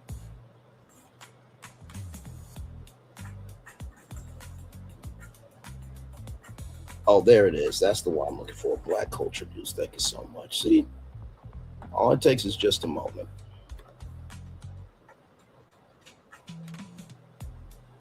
Hope you guys have been enjoying the show. Yes, indeed. Almost done here with the show. Just wanted to see ULT Culture News. There we go. That's what I'm looking for. Thank you. So here it is here, this woman right here, who, honestly, this woman right here, okay, I said what the fuck I said. Shanita Williams Lee, okay, or now Shanita Young Lee, okay, I said, now that's a queen right there. She deserves to be free and have her record expunged. I will wipe her up for sure. This Baltimore woman who was arrested for pounding her husband in D.C. for sexually molesting her children at her daycare was recently released. That woman is going to be just fine. And shout out to her. Shout out to any woman, man, child for doing the right fucking thing. Okay, it's a damn shame that we got a president that can do this, that, and the third, but yet this black woman who defended her children got to go to jail for 3 fucking years for giving a fuck about her children. Let's get back to this. This alleged witness tampering demonstrates a conscience of guilt and attempt to obstruct the investigation into their own conduct. All 3 women were charged with third-degree tampering with a witness. King and Hamilton Jackson each faced 3 counts of first-degree aggravated child abuse, while Walker faces 1 count of first-degree aggravated child abuse. The severity of the charges reflects the vulnerable age of the victims and the positions of trust the defendants held. Children adapted to expect violence. One of the most heartbreaking details in the arrest affidavits described how the alleged abuse became so routine that fundamentally altered the children's expectations of adult behavior. The documents say that the children had adapted to the violence of the daycare. They expected it as common behavior from the teachers. This normalization in such young children speaks to the duration and frequency of the alleged mistreatment. For toddlers still developing their understanding of the world, how adults treat them, experiencing regular violence from caregivers could have lasting psychological effects. The children's acceptance of abuse as normal raises serious questions about how long the alleged pattern continued before someone finally reported to the authorities. Families vowed to pursue justice. The 3 families who said their children were victims of the alleged abuse spoke out about their determination to hold the accused workers accountable. Don't worry, the people in jail will gladly do that for you. They don't put up with disrespecting children. They don't put up with you disrespecting women. They certainly don't put up with, doing something wrong to the elderly or their own people. Okay, so there's a code.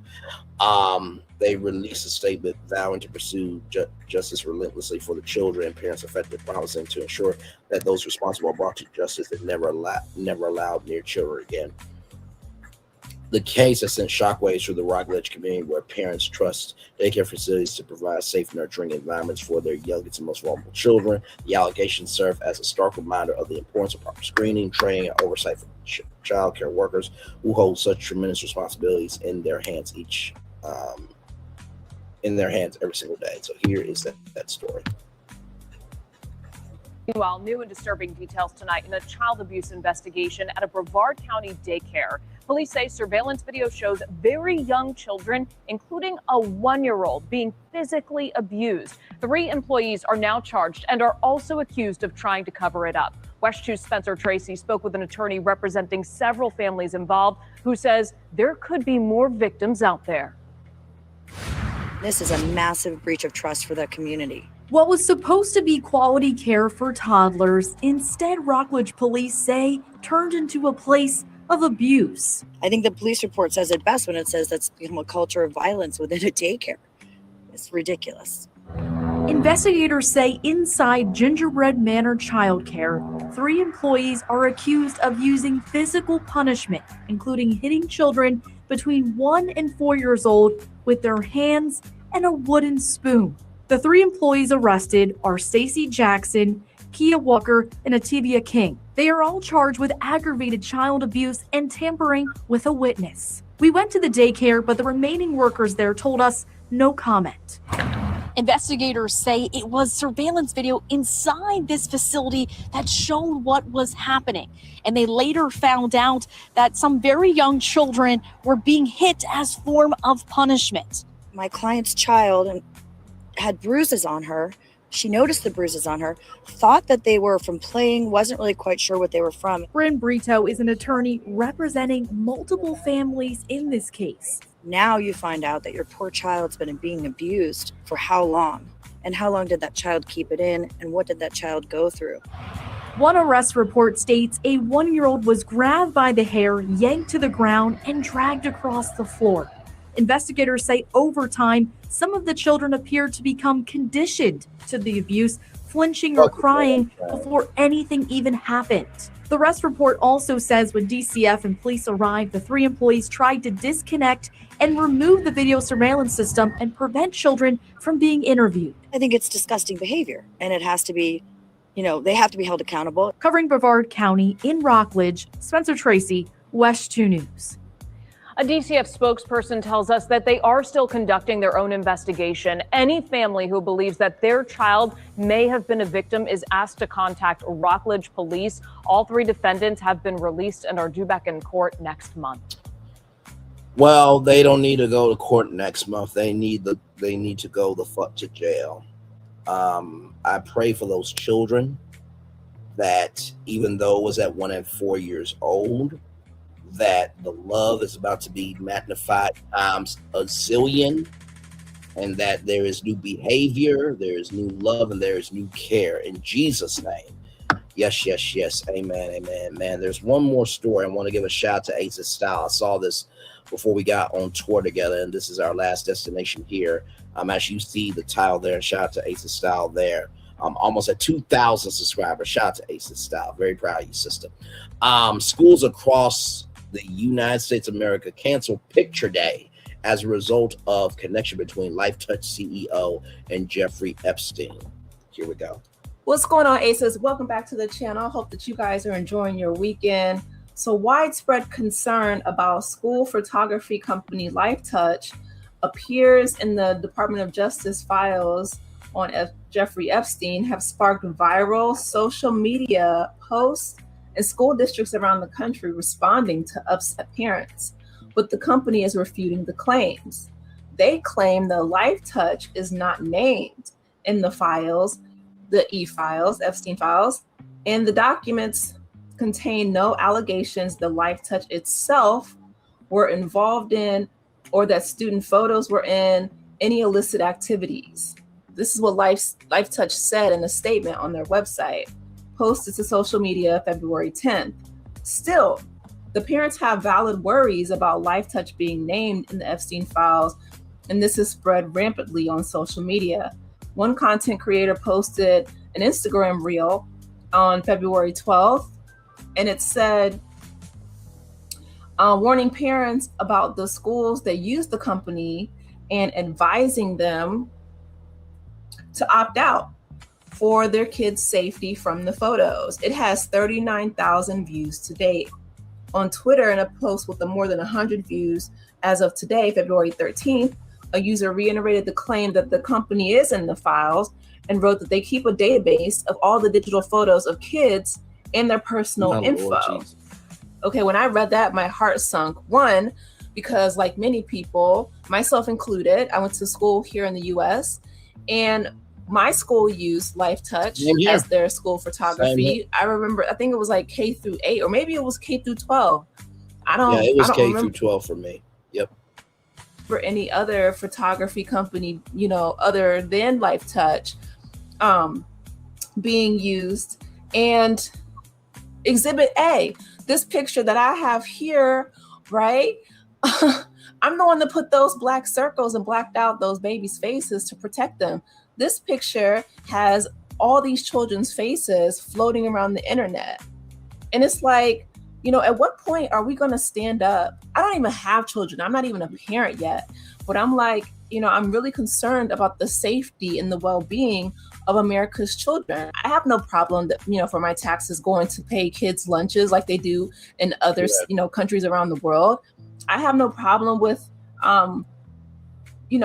taxes covering school buses and, essential services, educational needs that kids have in order for this to be a functioning democracy. I feel like if we had more educated people here in the United States, the richest country in the world, right, that we wouldn't have half the problems and issues that we do. I feel like so many people value their, personal pals over the safety and well-being of their kids. Otherwise, we would have reform laws to protect our children while they're in school a long time ago. But this guy, I'm like, yuck. That's the first word that came to my mind. And I don't know how long this has been going on, but I could just, my heart sunk because I'm like, you know, Lifetouch has a digital catalog. Yes, of they all do. These. So, you know, Lifetouch, for those of you who took your pictures back in the day, you know, the folds that you give out to people and all that stuff. I saw this and I was, the fuck? Cat Williams, I gotta talk to you, bro, because you said this portal was gonna be for 2025 and motherfucking the portal still is open, damn it. But I'm so glad that Ace's style talked about this, because at the beginning, middle, end of the day, it really does concern me as well of where we are in the world. I'm so thankful that we as a platform can go from Cardi B to this and still be cool. You know what I mean? So yeah. Children at their fingertips. It's truly, truly disturbing and disgusting. The discussion appeared. Sorry, the article went away. So I brought the article back up. It says the discussion appears to stem from the ownership of Lifetouch's parent company, Shutterfly, which is owned by a private equity firm, Apollo Now, Global Shutterfly Management. is where you can get like proofs and prints and everything. You remember when you were able to go, I think you're able to still go to Walmart and Walgreens. And, you know, y'all remember the Kodak cameras where you took your pictures and then you took the film and then you had to get them developed and everything else. That's basically what Shutterfly is. It was under HP for a very long time. You guys may remember Shutterfly as well as being a huge sponsor of the Ellen DeGeneres show. But now Apollo Global Management is a... Jan Black, the former CEO of Apollo Global Management, is named in the Epstein files.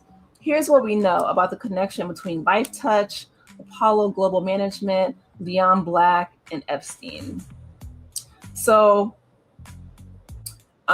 it says, hold on, when Lifetouch photographers take your student's picture, the image is safeguarded for families and schools with no exceptions. Okay, so this is what their current CEO, Ken Murphy, said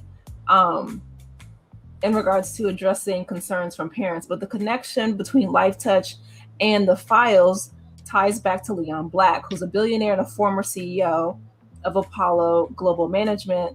Okay, we already said that. Yes, so Apollo Global Management was not linked to Shutterfly, and therefore Lifetouch until acquired by Shutterfly September 2019, 1 month after Jeffrey's death.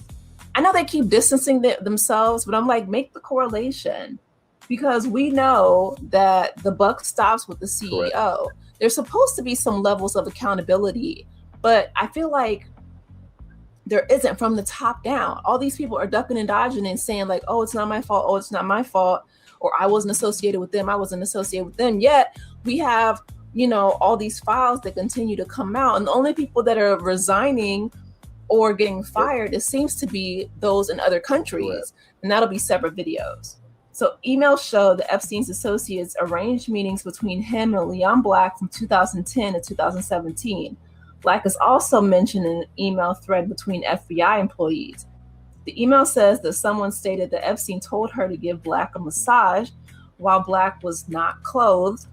And someone stated that another female gave Black a massage and made her good. That's good. Put her mouth on his genitalia area in the front. Fellatio, everybody. In an intimate way. I'm trying to not, like I said, use certain ice words. Cream. Licking ice cream. Swallowing ice cream. Okay?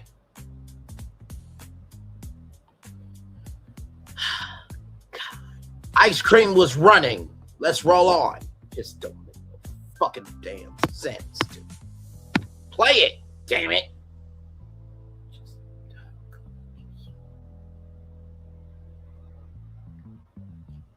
Why aren't you playing? Give it a moment. Okay, there we go. It's here on YouTube. The names of the accusers are redacted. I feel like that's what makes me so upset about this whole situation. They're so concerned about protecting these predators versus these children, and it's so disgusting. You guys know that picture of Pam Bondi in the courtroom, and one of the congressmen asked the survivors to stand up because the AG refused to, call them back or respond to them when they reached out for justice, right? Because she's the top law enforcement official, supposedly representing the people of the United States. She wouldn't even look at them. And that picture floating around is so shameful, but it's so telling and prevalent and salient as to who we are as a culture. And we really need to fix it. And I mean, we as citizens of the United States of America. Amen, sister. Peter Pan here. I thought growing up would be the worst. Susan Estridge, who's Black's lawyer, previously denied any wrongdoing in a statement to USA Today. She says that Mr. Black asked for an independent investigation of his relationship with Epstein, and the Dietrich law firm investigated and reviewed more than 60,000 documents, interviewed more than 20 people, and concluded that Mr. Black paid Epstein for estate planning and tax advice, I'm sure, and that he had no awareness of Epstein's criminal activities, the statement said. Black left Apollo Global Management in March of 2021 amid increased scrutiny about his relationship with Epstein, the New York Times reported. As parents raised concern about Lifetouch's possible connection with Epstein, several school districts around the country responded to the rumors. Prescott Valley Charter School in Arizona announced on February 10th it was canceling their upcoming picture day out of an abundance of caution, citing recent media coverage and online discussions related to photography company Lifetouch. While we do not have any information indicating a direct impact on our school or our students, our highest responsibility is always the safety, security, and trust of our families. Wow. In California, the superintendent of Aliso Union School District also informed Lifetouch that there are unfounded rumors that Lifetouch has shared photos with unauthorized third parties without consent for nefarious purposes.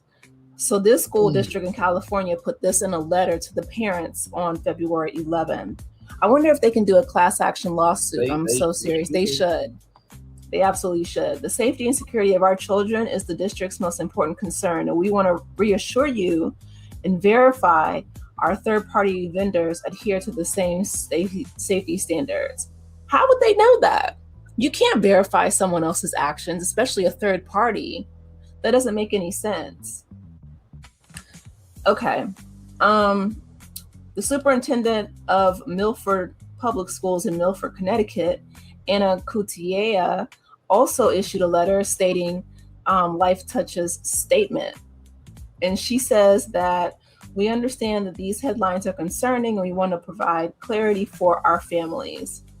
Lifetouch is an 80-year-old photography company headquartered out of Eden Prairie, Minnesota. It's Minnesota, right? They've been having, it's been a battleground, right, for the past few months. So the irony there. Yes.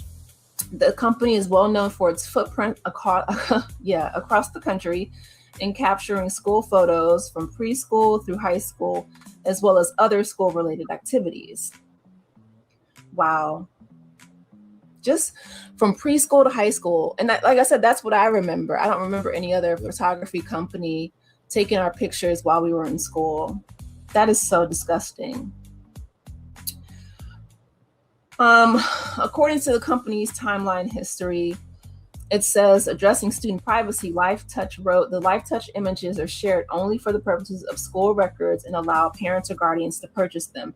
Additionally, as part of our own decades-long relationship with the National Center for Missing and Exploited Children, Lifetouch prints Smile Safe cards free of charge for each student we photograph that families can use with law enforcement if a child goes missing.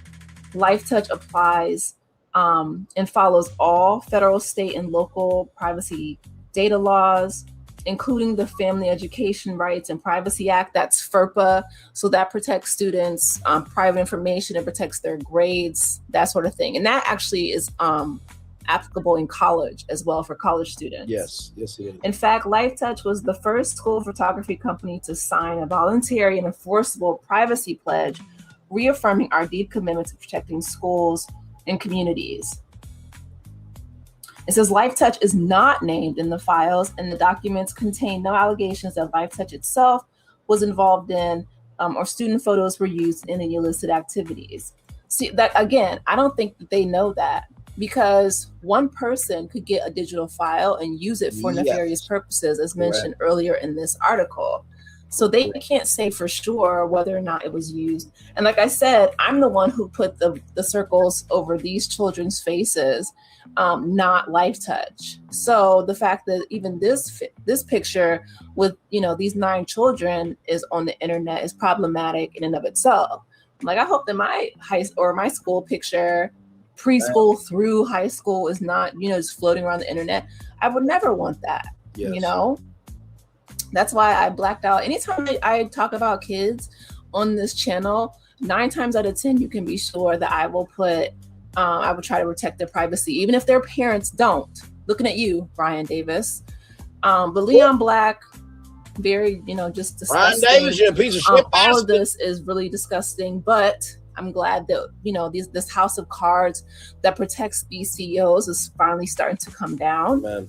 And I will continue to bring you guys the news as I see it come out. So let me know your thoughts in the comments section. Enjoy the rest of your weekend, Aces, and I will catch you in the next video. Take care, guys. Bye. Wonderful job, Aces style. Love you. We're going to show you 13 mind-blowing use cases for creative. That is our show. What a jam-packed show. I mean, sincerely, we went from Cardi B to Lifetouch and the Epstein files in one show. You know, I gotta tell you, as many tours as I've done, this is probably one of those top tier shows where, yeah, all that happened. You know, Cardi B, shout out to you for standing up for what's right. Stefon Diggs, brother. It seems like people believe her, and I do too. So, bruh, should have did the right thing and just respected her. Kandi Burruss and Todd Tucker, like CC said, make sure it stays out of the public for the kids. Charmed Donna, congratulations to you, sister, for doing what you did at that amazing halftime show. Dr. Heavenly, child, you're gonna fail at that political career, okay? Just know your role, stay in your place, and just do dentistry, okay? Kimora Lee Simmons, I know you didn't buy it with legal funds, but your ex-husband did, and so guilty by association. But you got the bag, right? So, you know, I'm sure that, you know, you'll be able to get another house. Spelman College and HBCUs, we need to do better at protecting our students with good living conditions, okay? That's non-negotiable. To the father that shot his daughter, fuck you, you piece of shit bastard. May hell come to you and anybody that supports your ass. I'm sorry to the boyfriend too, because I feel like that boyfriend probably wanted to disrespect the dad pretty bad. So, and then of course those 3 women, fuck them and damn them to hell as well for abusing those children. And then of course the former CEO of Lifetouch, fuck you too, brother, for being those files. And I pray that Lifetouch is doing the right thing. Y'all, that's the show. I'm going to take a commercial break and play the anthem, and then we'll come back and wrap up the show. So a lot going on here. We are live on I'm talking about Karen next. We do the whole show over an hour, and we will be back right after this. Roll it.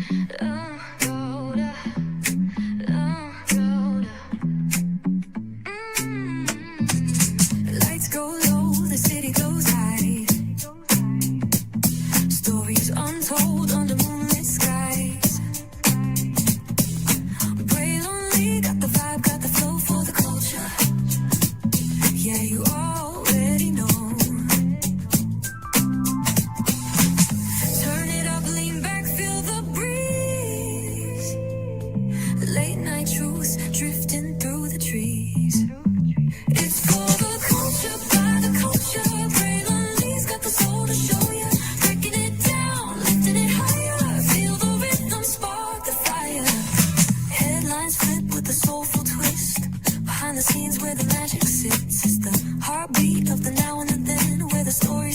and never ends. Tune in, lean and feel the groove. Every moment, a vibe you can't lose. It's for the culture, by the culture. Braylon Lee's got the soul to show you. Breaking it down, lifting it higher. Feel the rhythm, spark the fire.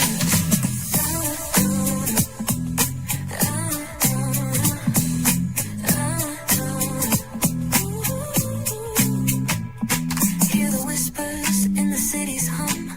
Echoes of stories where we're from. A beat, a step, a voice so clear. The pulse of us, it's all right here. We got soul, we got flavor.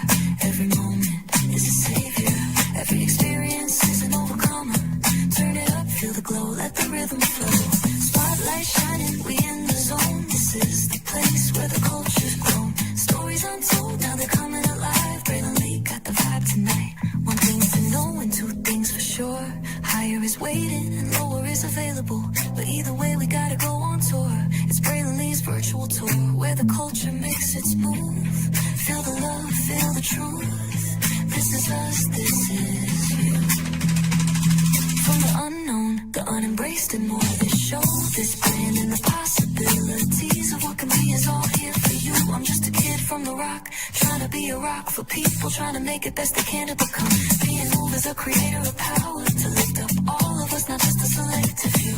For the culture, by the culture, here we be. Braylon Lee, bringing life to your screen. Feel the soul, feel the truth, we're free. Trust and believe it's entertainment, news done away with. Braylon Lee, spotlight sharp like a diamond shine. We see the stars, but the stories align. Deep in the soul where the heartbeats find. The pulse of the people redefining time. Just a pro tip, people have to earn the right to hear your story, but in addition to that, people have to earn the responsibility to be a part of it. Just because we are not seen by everybody doesn't mean we are not been seen by who needs to see us. Noise equals attention and sound equals purpose. Anybody can be a creator, but it takes a somebody to be an artist.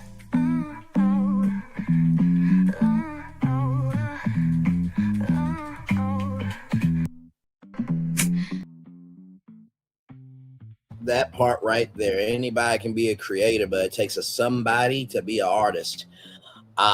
First of all, thank you to everybody for coming through tonight. CC, I love you, my friend, as always. Thank you for being here. Love you, love you, love you, love you. You know that. And to everybody in the bushes, you can come in. You can come in the live chat from time to time. We good people over here. Yes, indeed. Shout out to the 12 people here now. Y'all, I don't know what else to say. Like, for real, that really is the end of our show. You know, when it comes to talking about heavy subjects like children, you know, and the innocence of them. I always like to not prolong the show, but yeah, I wanted to end it on that because the way we format the show, sometimes we'll put the most pissed off destination at the beginning. Sometimes we'll put in the middle to, you know, get you to the middle of the show. Then sometimes we'll put at the end. And I felt like those topics need to be at the end of the show because they deserve the most time.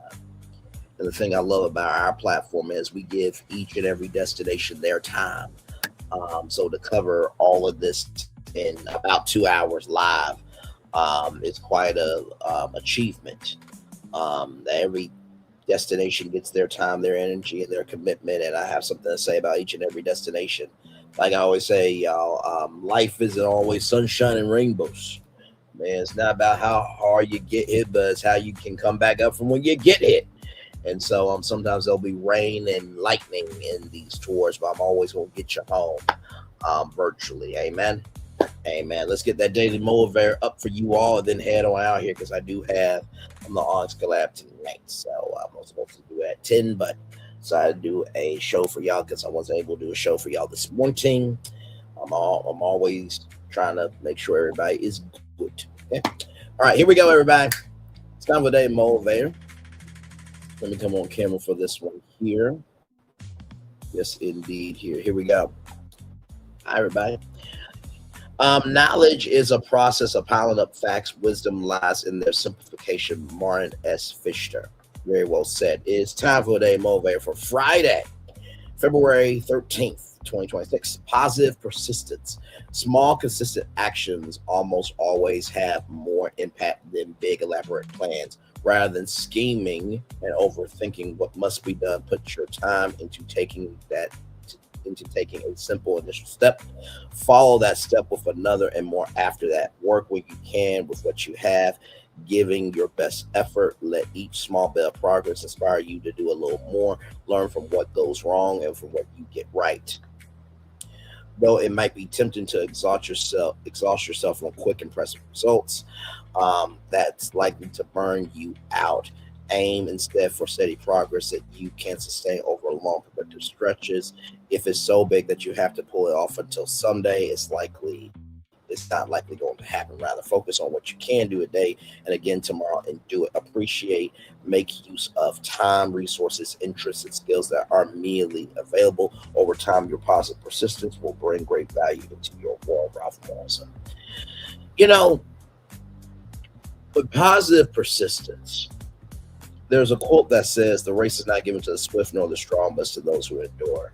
And I talked with a person this morning and made their morning, and just to make sure that they were okay. So the first thing I'll say about positive persistence is things take time. Time is a powerful tool and dangerous weapon, and if we utilize it right, great things happen. If we utilize it badly, bad things happen. But remember, time is a tool and a weapon, and the choices are yours and yours alone. The words of Olmec from the Legends of the Hidden Temple. That's the first thing I'll tell you. Second thing I'll tell you is let each small bit of progress inspire you to do a little more.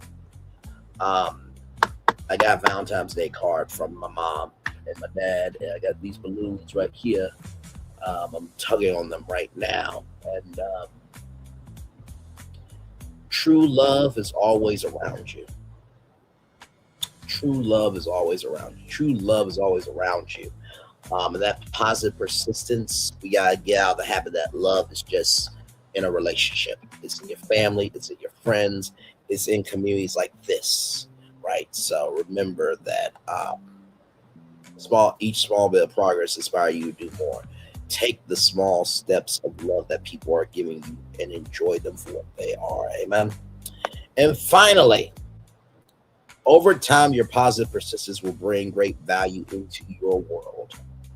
Now, recognize the only way that you're going to feel the impact is if you are caring about what you do, right? So, like I said, if you want to see how a blessing is moving, look at how they move as a blessing. If you want to see how a curse is, look at how they're moving as a curse. Amen. Amen. With that being said, it's time for the best outro on YouTube. Know what you do and do what you know. Never say one point special, because we were always born a blessing and trust. You may not be where you want to be, but by the end of it, you'll be where you need to be. Do what you've been chosen to do. Why it's one thing to call yourself, it's another thing to be chosen. One love, much love, all love. I have spent time with you. You have spent time with me, and hopefully by spending time together, we'll be great together. And always remember, where you're doing radio, television, YouTube, living your best life, or you're not being a piece of shit bastard of a Mitch or a bitch abusing children or unaliving your daughter, and recognizing that we can all be somebody to somebody. That somebody had to be there for us at one point in time. Make sure the replay is not just for you watch it, not just for you listen to it, but for you watch the spirits again. I love you. I value you. I embrace you all. Always remember, or receive love, you gotta give it, or receive love, you gotta give it, or receive love, you gotta give it. Wherever obstacles you have overcome, wherever successes you have achieved upon this particular day, I'm extremely proud of you. But no one else is proud of you, be proud of your damn self. Finally, y'all, just recognize that everybody's trying to do the best they can. Escapism is very important, but don't get so tempted by the sound of that cup that you forget to put Kandi in your ears so you can still have ears. Hashtag get out and lock in to know that there's more to the world than just what they want you to know. Okay. Commercial break and fireworks coming your way for the day that was, for the day that's come, for the blessings on the way for you, me, all of us. As a society, as a people, as culture. I feel the love. I send it right back to you. By the way, happy Valentine's Day to everybody that celebrates it. Valentine's Day, Singles Day. And child, Love your damn self if nobody else does, okay? All right. Good night, everybody.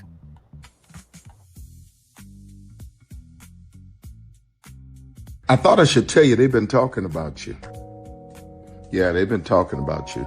They've been talking about the fact that they've done everything they could to stop you and everything they could to block you, but you still win. They've been talking about the fact that they have undermined your success and they have tried to sabotage your seasons, but you keep winning. They've been talking about the fact that even though they don't like each other, they get together to try to kill you, but you keep winning. They've been talking about the fact that you were voted least likely to succeed, but like cream, you keep rising to the top.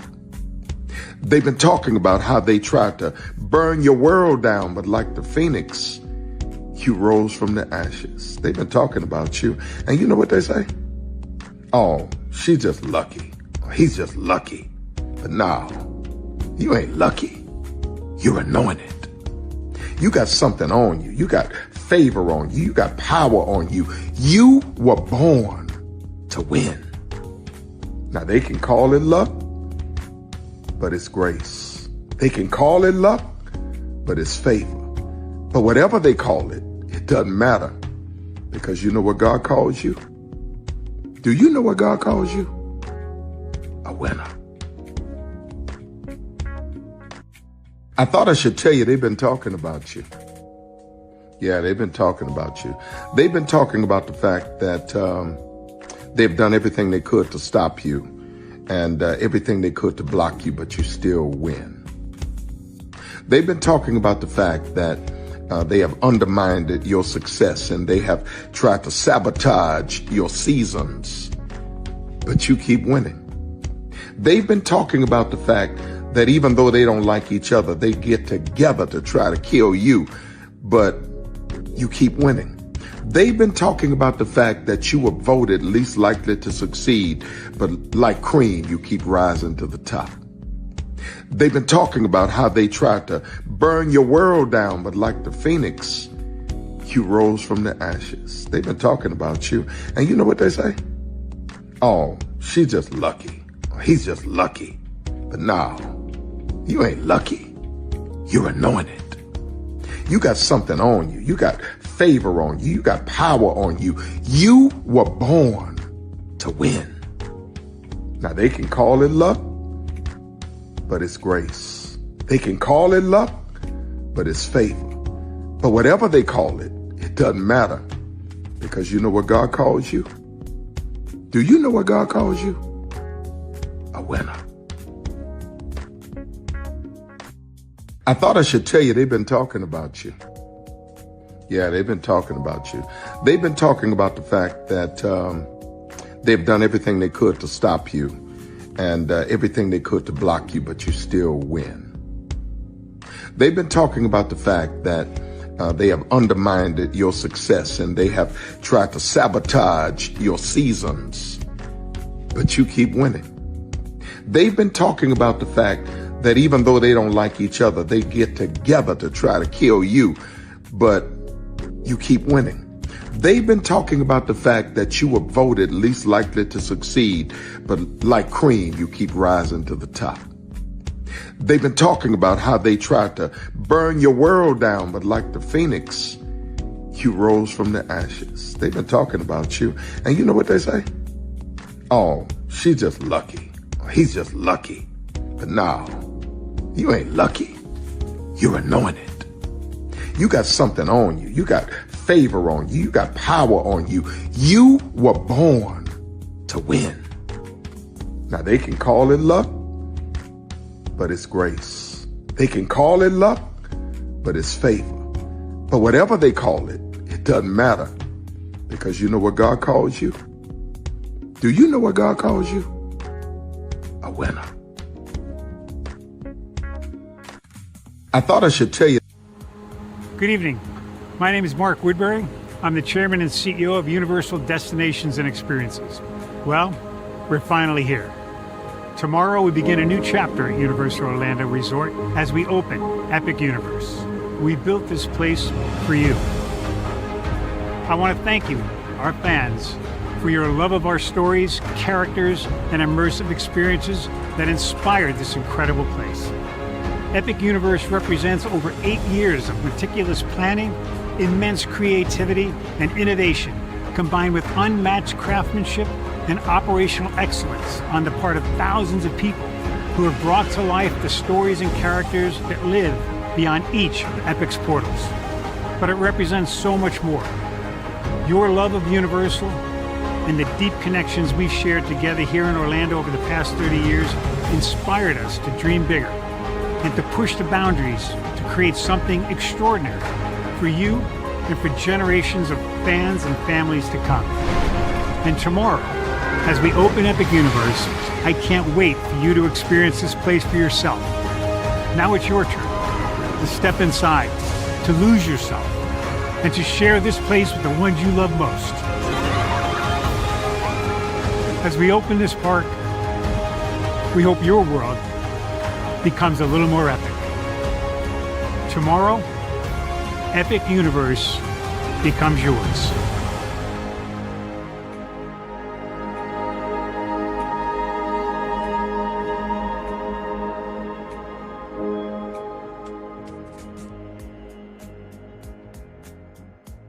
Are video games getting too expensive? This episode, we want to find some common ground because the CEOs want to raise the price even more.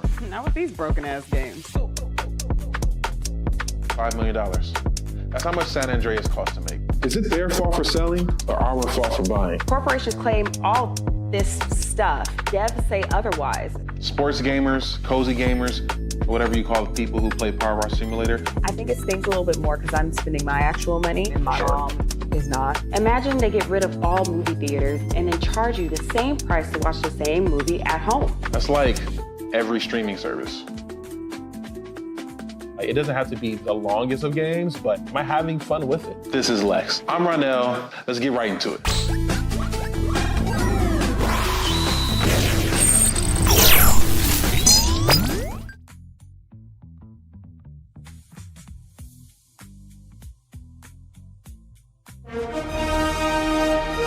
Prepare for a journey beyond imagination, beyond belief, beyond anything you've experienced before. Universal Epic Universe, a new theme park where you'll step through extraordinary portals to 5 immersive worlds. Prepare for a cosmic voyage of discovery, an isle of fire-breathing excitement, a shadowy world of monsters and mystery, new wonders in the wizarding world, and a new way to play. Plus the splendor of a magnificent resort hotel overlooking the park. It's all new excitement at Universal Orlando Resort. A week's worth of vacation thrills with 4 amazing theme parks, a variety of spectacular themed hotels, and incredible dining and entertainment. It's all at Universal Orlando Resort, where you'll find new adventures every day. Explore the astonishing worlds of Universal Epic Universe at Universal Orlando Resort. Because here's the thing, a good streamer can find other content. Because here's the thing, a good streamer can find other content. Because here's the thing, a good streamer can find other content. Because here's the thing, a good streamer can find other content. Because here's the thing, a good streamer can find other content. Because here's the thing, a good streamer can find other content. Because here's the thing, a good streamer can find other content.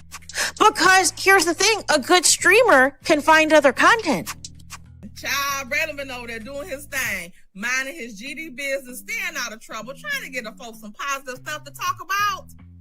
Besides lying all the damn time. Child relevant over there doing his thing, minding his GD business, staying out of trouble, trying to get the folks some positive stuff to talk about. Besides lying all the damn time. Child relevant over there doing his thing, minding his GD business, staying out of trouble, trying to get the folks some positive stuff to talk about. Besides lying all the damn time. Child relevant over there doing his thing, minding his GD business, staying out of trouble, trying to get the folks some positive stuff to talk about. Besides lying all the damn time. Child relevant over there doing his thing, minding his GD business, staying out of trouble, trying to get the folks some positive stuff to talk about. Besides lying all the damn time.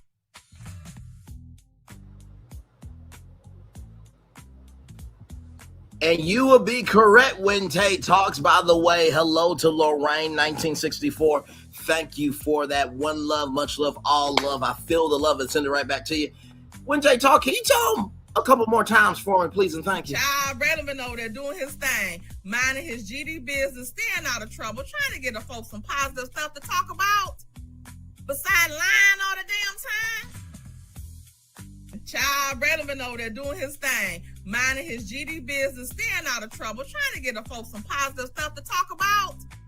Besides lying all the damn time. And Miss T, can you let them know what a real good streamer can do real quick for me, please? Because here's the thing, a good streamer can find other content. Because here's the thing, a good streamer can find other content. Because here's the thing, a good streamer can find other content. Because here's the thing, a good streamer can find other content. Because here's the thing, a good streamer can find other content. One more time. Because here's the thing, a good streamer can find other content. All right, y'all, I'm gone for real. Y'all, good night. Love y'all. Bye-bye.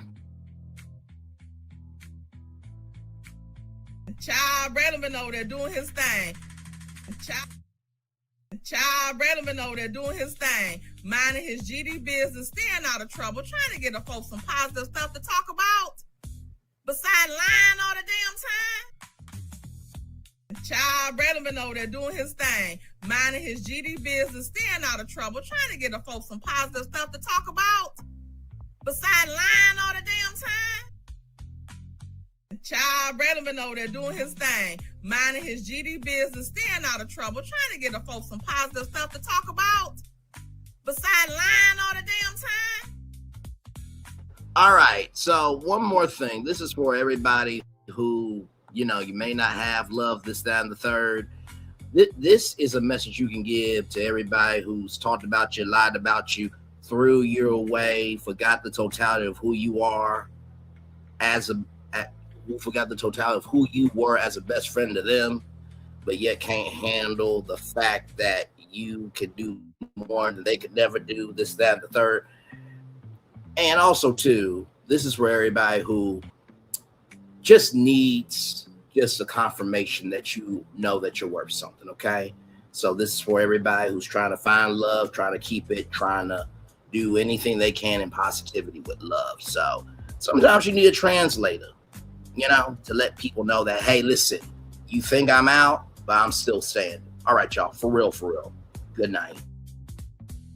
Good morning, TikTok. Can I have your attention, please? Girl, are you ticking? Are you talking? Because knowledge is knocking. Then I want to talk to you real quick about ignoring a bitch. Oh, there's power in turning the other cheek. Now, I'm going to tell you something. One thing about people that like to throw shade, you don't fight shade with shade. The only thing that overrides and destroys the shade is the sunlight. See, your light got to be so bright that you keep that bitch where they belong, in the shadows, the dark. The bitch is invisible, and we don't see you, girl. See, you don't go back and forth with a person that's hating on you, because when you do that, you become just like them, a weak bitch. So the next time they mention your name in a status, or your name come up in a conversation, don't respond because you're too high to look that low. We can't go back and forth with people that we can't reach and that's not on our level. We not sitting at the same table eating the same meals. Child relevant over there doing his thing, minding his GD business, staying out of trouble, trying to get the folks some positive stuff to talk about. Besides lying all the damn time. Child relevant over there doing his thing, minding his GD business, staying out of trouble, trying to get the folks some positive stuff to talk about. Besides lying all the damn time. Child, Braylon been over there doing his thing, minding his GD business, staying out of trouble, trying to get the folks some positive stuff to talk about. Besides lying all the damn time.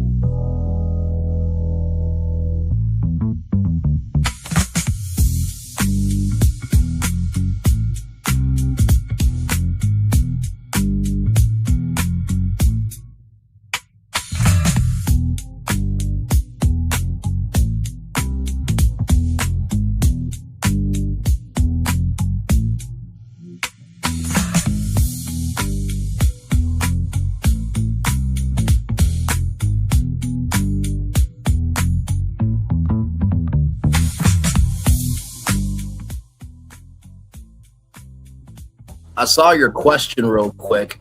Why do black men display such lack of respect after they break up with a black woman? I will say this to you. I don't think it's every black man. I think that's very, and I understand your question because, what you consume can, determine your point of view. What I would say to you is this, is up to every man and woman to be responsible for what they do. I think that adding discord to the valley does nothing good for anybody. So I think you would have to, ask other black men why they do that. I think for me, the best way to move forward is by moving in a respectful manner, because at the beginning, middle, end of the day, it takes two to tango. It takes two to rise, and it takes two to fall. So hopefully that answers your question. But yep, it's not all black men. So, but I understand why you asked it. But, also too, I think that women, can have divorce parties and stuff like that. I think men can also have divorce parties and stand on business too, as long as everything is done decently, orderly, and respectfully. All right. So, all right, for real, y'all. Good night. Enjoy the fireworks. Bye bye. Out to more Pegasus. Love you, brother. All right. Bye bye.